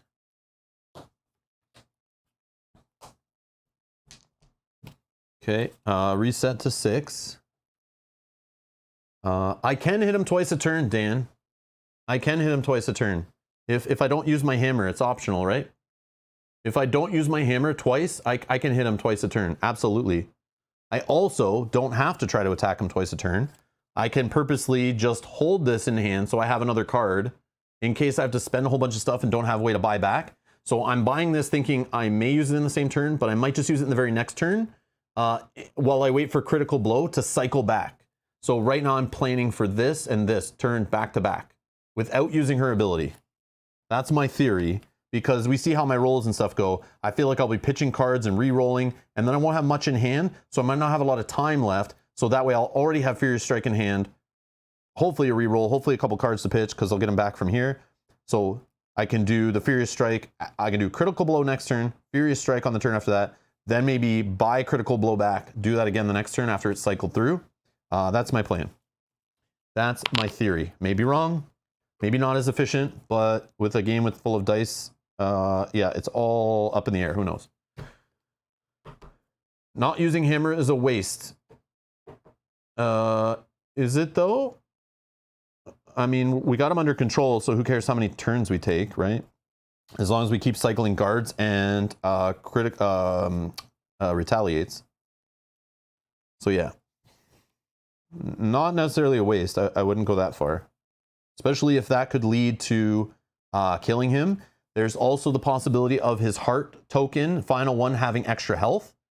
So there might be a reason I want to get him down to that point without ending my turn and seeing what that is. So I might want to add both these together, you know, but maybe not right now because he has so much health, but you know what I mean? So we'll see. But I wouldn't go all out and say you must use the hammer as being the most efficient play, considering it ends your turn and you lose a health on it, right? Like when something loses you health like that and ends your turn, there's a cost to it, right? So I would never say that you have to use that or else it's a waste. I don't think that's how the game works, but I mean, you might be right. Okay. So we bought, we reset. What else have we done? Killer, right? So minion action, no minions. Okay, cool. Killer moves here, attacks for 2. We're going to play a retaliate. Okay, retaliate. Rolling 3 dice.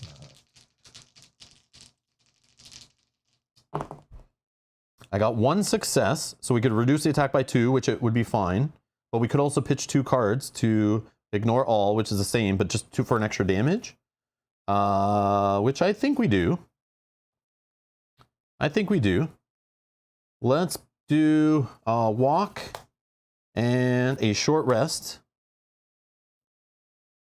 Unless we keep the short rest for the play of getting the critical blow back.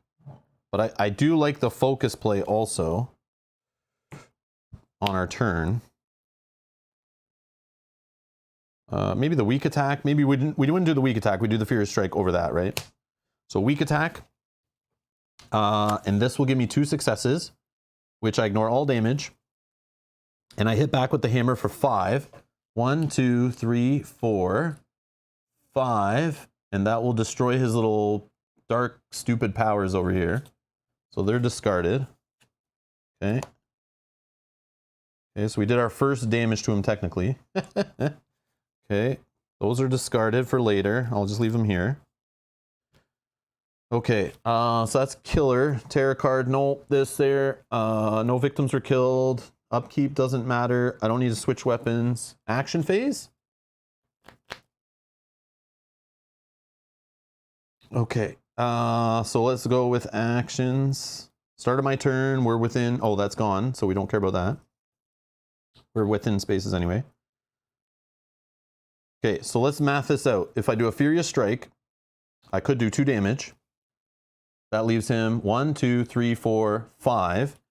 And the critical blow with the hammer would finish him. So like, this is where I would not use the hammer with the Furious Strike, right? Right. Am I not crazy thinking what I was thinking, right? Furious Strike, let's see what happens. No hammer, no hammer. Not using the hammer, you don't have to. Okay, 2 successes. Horror goes down 1. We hit him for 2. Okay. My turn doesn't end. I didn't use the hammer.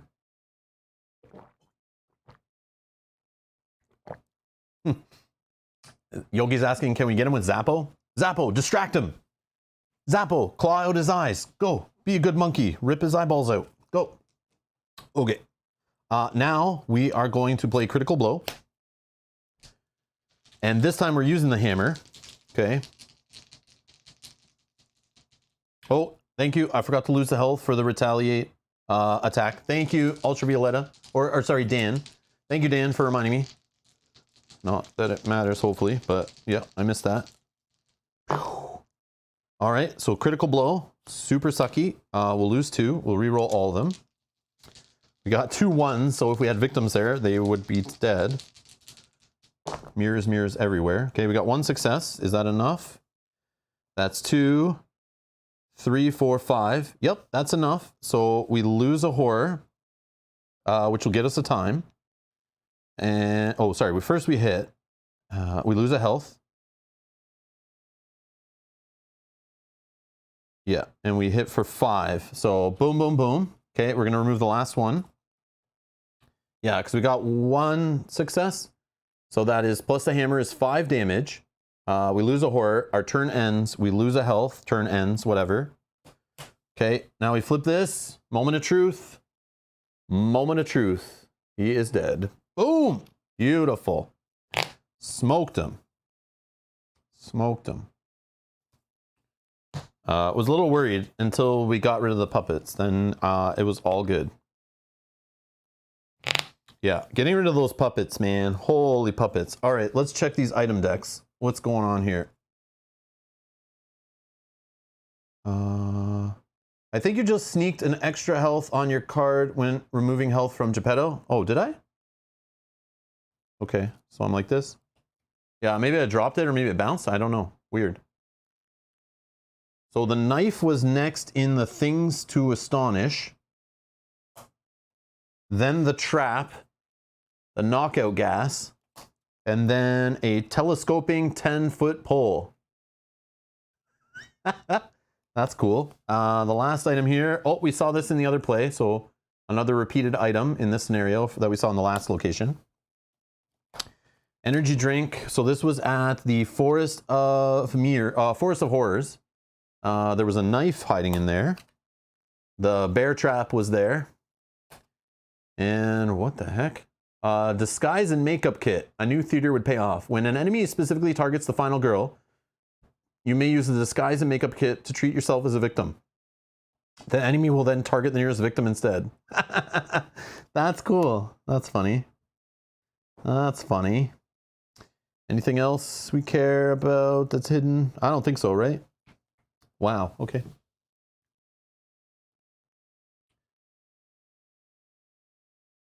You lull too much? Let's look it up. I'm pretty sure weapons are optional, but we can check. I don't think I'm forced to use the hammer when I don't want to. But let's double check.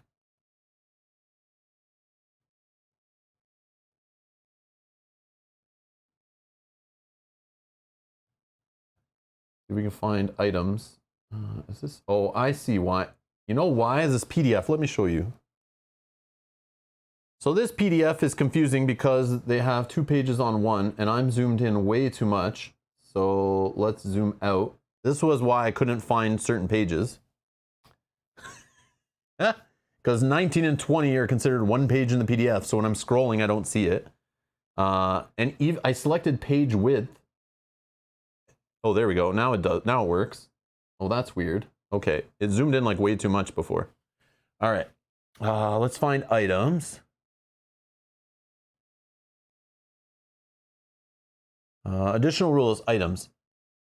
So items can be found. Let's zoom in, I guess, so we can read it. That's the other problem. So items can be found by searching when you're on a search space. Many items can be held in your hands to be used. These items have 1 or 2 hand icon. Other smaller cards can be used from your backpack. Thus, do not have any hand icons on them. Whenever you gain an item after a successful search, either place it in the hands or the backpack slots to the right of the player board. You can rearrange items freely whenever you gain an item. Otherwise, you only rearrange them during the upkeep phase. Maybe I just need to read weapons. Many items that must be held in your hands are weapons. On the left-hand side of the item card is the range and the damage modifier. When you have a different weapon in each of your hands, you must choose one to use when resolving attack. Oh. Wait, what? When you have a different weapon in each of your hands. Oh, no, sorry. You don't get to attack with 2 is what it's saying, right? Yeah, this is saying if you're holding 2 different weapons, you can't attack with both at the same time.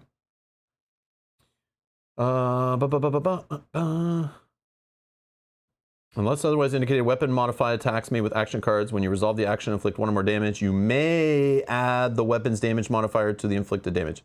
Yeah, so I don't have to use the hammer on the first one. Yeah, I don't have to use the hammer. So we're good. Yeah, and Pontus says the same thing I was thinking. If you're forced to use the hammer and it kept reducing your health and ending your turn automatically, like you would never like play the weak attack card. It would be so bad. Like you could get in really bad situations. So yeah, no dual wielding. Yeah, I guess you have to choose each time, which is weird. You can't like shoot your gun and stab him at the same time, I guess. I don't know. She's not that talented. It's a horror movie, remember? You're always like fumbling and never so good with your weapons and the knives and all that kind of stuff. Yes, Jason, we did win. We did win. We killed Geppetto. He is dead, lost all of his health. He had no extra life. Oh yeah, let's check ours. Oh, we had none either. We had none either. We got him. We got him. Cool. Yeah, this Geppetto one, it's fine. It's cool. The minions are a little weird. I like the added complexity they add. I think is pretty cool. I'm just bad at remembering they can only move 2 away. There was filthy cards here. Filthy event cards. The traps suck. These cards were kind of messy, but we didn't have much horror reduction, which was nice. So we got to stay in the green a lot, which definitely makes this game a lot easier when you can roll 3 dice instead of 2. Like, drastically different. I mean, you can still bomb on your rolls and still have to waste a lot of cards and rerolls, but It's nice rolling 3 dice. Definitely nice. Keeps me calmer. I like it. But yeah, I don't know. Also, we saw the hammer, which, I mean, we only used 2 times. Yeah, 2 times. Still good. Amazing. But we did see the other hammer. I think that still would have been just as good. We had the health for it anyway. And then we had Zappo, which we would have been nice to get him at the beginning, but the game really screwed us on that one, so that was kind of funny. But we only ended up getting one trap from the item deck, but then the razor blade trap was like disgusting. And the way it was like moving victims into the trap, that was like torturous. Like, why is it doing this? This is crazy. So crazy.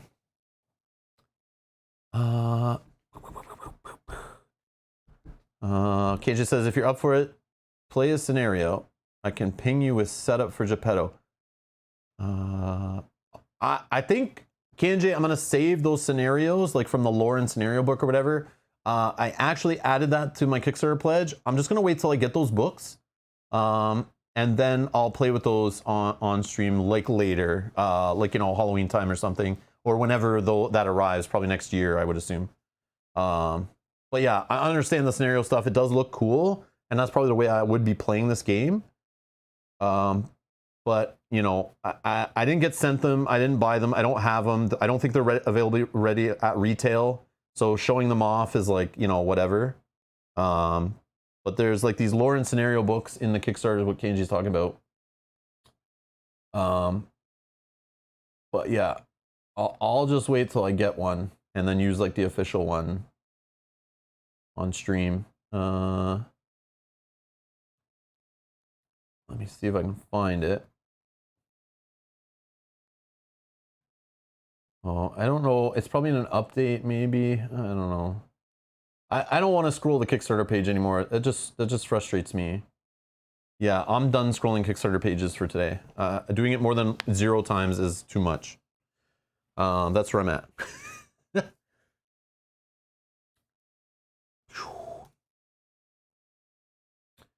I do want to play the scenarios though, don't get me wrong. That is like exactly the way I'd want to play this game. That is the way I want to play this game. 100%. But I don't have it, and obviously the designer / publisher, you know, didn't send it to show it off or anything. So I'm just showing off retail stuff. I feel good about that. Because again, this game should be restocked at retail at some point in the near future, I would hope. Because they are reprinting Series 1 stuff as part of the Kickstarter. There is a way to get 2-wave shipping in the Kickstarter, so you can get your Season 1 stuff faster. And what that tells me is it's going to become faster because they'll put it on the same shipment for the reprint of all the Season 1 stuff going to retailers around the world. Because that would be a smart thing to do, right? So I'm just going to wait till it comes to retail, grab the rest of the Season 1 stuff. Board Game Time, I love you too. I love you too. Thank you for the support. Much appreciated. Thank you for the super chat. You guys are too kind. So that was fun. That was awesome. I want to mix the 2 of them. But again, hit that like button. Share the videos. I don't know. If they get enough views, if I kind of look at it in a couple days and they seem like they're doing good and people are interested, I'll play another stream. I guess it would be maybe, maybe tomorrow.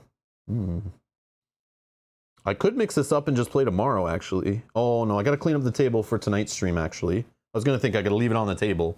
But yeah, I have to set up for tonight's 3-player stream of Lord of the Rings, Journeys to Middle-earth, unless Kyle is not coming for some reason. But I'll find out after the stream. But anyways, yeah. So stay tuned. More Final Girl coming up on the channel. If it's not played later this week or next week, mixing it up, I'll bring it out around October probably, play it at Halloween time. Or maybe before that, if the retail stuff arrives and I grab some more Season 1 stuff, maybe I'll try it out then. No promises. The game's awesome. From what I played, I love it. But again, I loved Hostage Negotiator. It's like Hostage Negotiator 1.5. It definitely jives with the theme. I like the additional stuff they added. Still good with it. Minions are okay. They're nothing crazy. Like, that was the only thing I didn't play last time. And I don't know, it's okay. The traps are cool. I like this one. It's neat. I like the theme. That's why we grabbed this one. Mel picked this box because she liked the whole carnival theme idea. I picked the other one because I like the whole Friday the 13th camp idea, which gives me those Friday the 13th NES video game vibes from when I was a kid, renting that game on weekends, trying to find Jason and kill him and save the camp counselors. Was all fun. Gives me those vibes. But yeah, definitely fun. This game definitely gives me the vibes on the level of, you know, the art, the graphics, the quality, that kind of stuff. The vibe I get from playing Last Friday, that hidden movement, one versus many game. It's really, they're both really good at like replicating the horror theme in like kind of like a fun way. But yeah, again, this is solo only. That game you can't play solo, so. But yeah, definitely another horror game to add to the collection, and we can bring it out during October, so stick around for that when we play horror games. And we'll be back streaming in, what, 3.5 hours? We should be playing some Lord of the Rings, Journeys of Middle-earth tonight. If for some reason Kyle cancels, we'll play Lord of the Rings, the living card game tonight. I'll just move those streams around or something. So there should be another stream coming up. Subscribe, hit the notification bell so you don't miss future streams. If you're looking for more Final Girl, it is down below in the video description in the playlist section. You can find that there.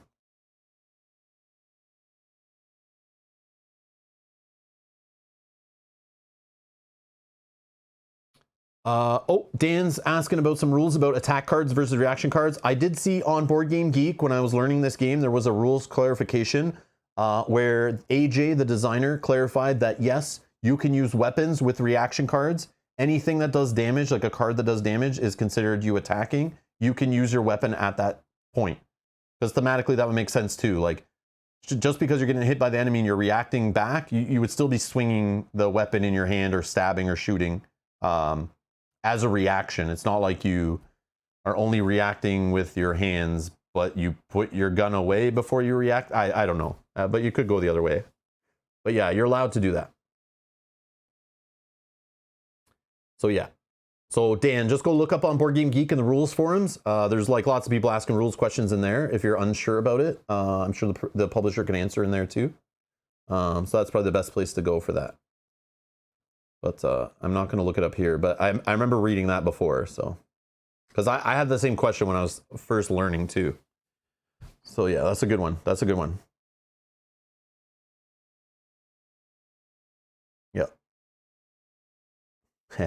Maple Lane. Okay, KNJ, Maple Lane was the other box I wanted, but then I let Mel pick one, and she didn't want that one. She wanted this one. But yeah, that's the Friday the Nightmare on Elm Street similar one, right? I'm not canceling Kyle. Kyle is being good by not showing up each week. You know, he's doing the right thing by not showing up those last couple weeks. You guys can, you know, figure it out, but yeah. I appreciate him not showing up each week. And we'll talk today and see if it's good for him to show up or not. Rob's house is on the next season of Hoarders Buried Alive. No. Yogi, come on, man. I don't do all-ins on every Kickstarter. Come on. Do your sleeved cards fit in the insert? I don't sleeve the cards. Oh, I sleeve the main cards. You want to see these? So here's the insert. Yeah, I just grab these and throw them in. Sure. Yep. They fit, even with the Final Girls in there. But again, if you add more Final Girl cards, I don't know. And I don't think I'll ever use these because I'm not going to buy the miniatures. So I think I can usually tell, but I guess if you did pull out a few more of these meeples, it could get crowded, but I don't know. These are kind of like, yeah, give me the War of the Ring vibes, right? I don't really care for these, but I guess some maps, maybe they have like smaller spots too. But yeah, they fit because I can put the 4 Final Girls I have. Obviously, if you get more Final Girls, I am using Dragon Shield sleeves, so they are thicker. You could buy like penny sleeves or like Ultra Pro cheap sleeves, which will be thinner. You know, but these are like competitive card game sleeves for like tournaments and stuff. Obviously, you wouldn't use the see-through ones for tournaments, but they're still just as thick. And yep, they fit. If I squish it, there is still room for some more cards. Okay. Plus, you put a lid on it. So who cares? And I will never sleeve these. So I have no issue about fitting these in the other one. If they do or they don't, I don't care. But there's plenty of room in there, so I'm assuming you can. But again, I don't know how many tarot cards. But yeah, that's up to you. But there is some wiggle room. So I would assume sleeves fit. Because why would they design this for sleeves but not this? I don't know. Who knows? But that's up to you. I don't know. Let's see. Let's see. Oh, whoa.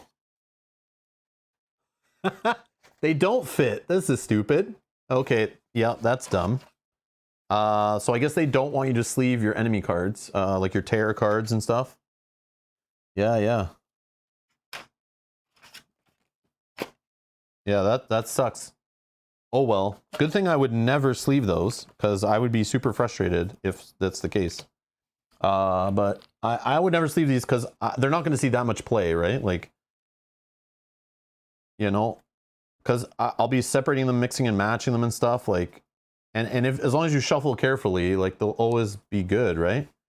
And it's a solo game. It's not like I'm taking this over to the friend's house and we're playing it. We're eating chicken wings and eating cheesy poofs. I'm going to be playing, and I'm going to make sure I wash my hands and I don't eat at the table. So that's why I wouldn't sleeve these. It's like a waste of money to sleeve these, right? These I sleeve because I'm constantly handling them. I'm constantly handling, and I shuffle when I'm like talking or when I'm thinking, I shuffle. So these would definitely wear down over time. But I'm not handling these. These I never handle. I like shuffle them once and then I place them places and stuff, you know? So a waste of money to sleeve these. So maybe that's what they thought, was like nobody would sleeve those. I don't know. Or that was a screw up. Probably a screw up, but yeah. They probably messed up. Probably a manufacturing error or someone who sent the measurements over. Whoopsie doodle. But I mean, it's a Kickstarter. It's a board game actually, so I don't think there's been a tabletop product I've ever bought that didn't have some kind of errata, misprint, you know, some factory mistake, you know, some corrections pack, you know, a second edition fixing all the mistakes, poor translation. Yeah, just it's a really common thing in this industry actually, very common. They're just trying to keep up with the video gaming, right? Make sure all the bugs are here. Even though it's a tabletop game, they got to make sure bugs are still up so that people who come from video games will feel at home. I think is what's happening. So yeah, there you go. There you go. All right. So anyways, where's my hammer time? Hammer time.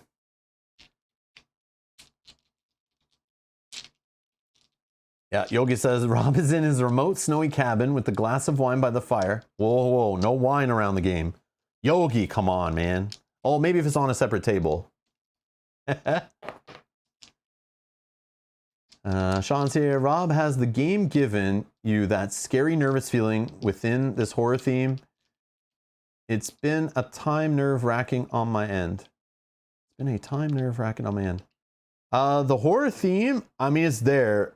It's frustrating. Like, obviously, I never, even in Hostage Negotiator, this game, because of the luck factor in it, and even the best planning can still go awry. It's like, that's like a horror movie, right? Like, even if things are looking good, they twist on a dime. Just like if you're dealing with a hostage taker who's going crazy, a victim could do something nuts, get themselves killed. The hostage taker could randomly change their mind and get mad that you tried to, like, you know, talk them down. They could freak out and kill somebody. So yeah, the whole random luck with the dice and the card drawing kind of really fits to the tension, and you kind of need that because it deals with the unpredictable nature. And when you're playing, like watching a horror movie, those surprises and unpredictable twists need to be there. And I think that's why this theme fits so well with the hostage negotiator mechanics, which I think is very good. Very good. All right. Yeah, that's where I'm at. Let's see what else you guys are saying. Really, the core box are the only ones you handle a lot, so those are the only ones worth sleeving. Agreed. Agreed. Quick, bend the cards. No! No bending cards. Just trim the cards. Oh, as you wear down the cards, you can just trim the outsides of them. If they were keeping consistent with the video game, bugs, the Skyrim, like Skyrim, the game is doomed. Yeah. Say, how do you manage miniature storage for games? You don't buy miniatures. So a couple ways. If they're painted, I will put them back in the inserts they come with. For some games, we have inserts, like for Lord of the Rings, Journeys to Middle-earth, we have an E-Raptor insert, which keeps the miniatures apart. But now we have a new expansion that we don't have that for once Mel paints them. So either E-Raptor is going to have to come out with a additional add-on insert, which they do usually, to store those other minis, or I'll just put them in carefully in between other miniatures. It's fine. But we varnish them, and I'll put them, if they're painted, I don't know, most of the games we paint already have inserts, like plastic inserts that keep the miniatures separate. We don't paint many games that don't have that storage. And if they're not painted, I don't care. I just throw them back in a bag or throw them in the box loose. I don't care. I don't really care about my minis. I don't care if they break usually. Yeah, I just don't care.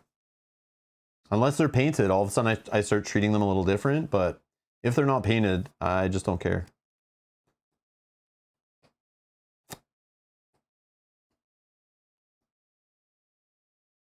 Mel mainly uses Army Painter paints. And a little bit of Vallejo, but mainly Army Painter paints for her painting.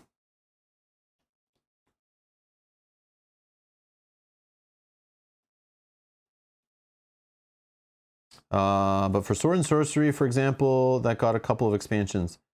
They have inserts now. Oh, the original Sword and Sorcery doesn't, right?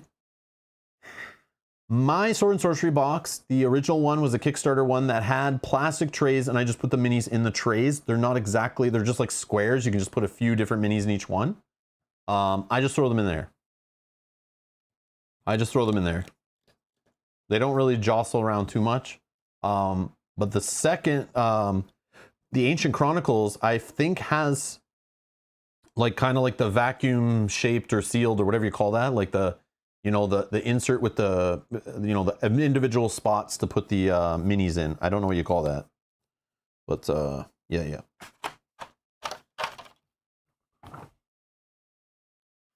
And that is Geppetto. Yeah. Do you compact them in the same box? It depends. It depends. But yeah, I don't know. It depends. Oh, yes it does, Mel says. We do not have an insert for the minions and doors and chests. So those I would just varnish them, make sure they're varnished, and then I just put them in a bag and put them in the box. And the bag I would use a Ziploc baggie that kind of keeps them kind of, you know, kind of tight in there a little bit so they don't move around too much. And then they shouldn't scratch off paint. Worst case, if they did, they'd still probably look pretty good, and or Mel could touch them up if they wore through the varnish somehow. But that's only if like you're traveling with the game and like moving it a lot, because like those minis shouldn't really be smashing each other when they're in a bag, you know. But yeah. Alrighty. Okay, I'm gonna get out of here, finish cleaning up this game and setting up for the next stream in like 3 hours. We'll be back with hopefully some Lord of the Rings, Journeys to Middle-earth. Stay tuned to the channel. If you're looking for future live streams, hit up youtube.com/Rob's Gaming Table. You'll see all our upcoming streams there. We got Gloomhaven Digital coming, Sword and Sorcery, Lord of the Rings Living Card Game, other games in the backlog that I'll eventually schedule. Join our Rob's Cafe coffee crowdfunding and conversation, where we go over crowdfunding campaigns, chat about stuff going on in the industry, just hang out. I'll schedule one of those soon, so stay around for that. And thank you all for watching. I'll see you in the next one. Bye-bye.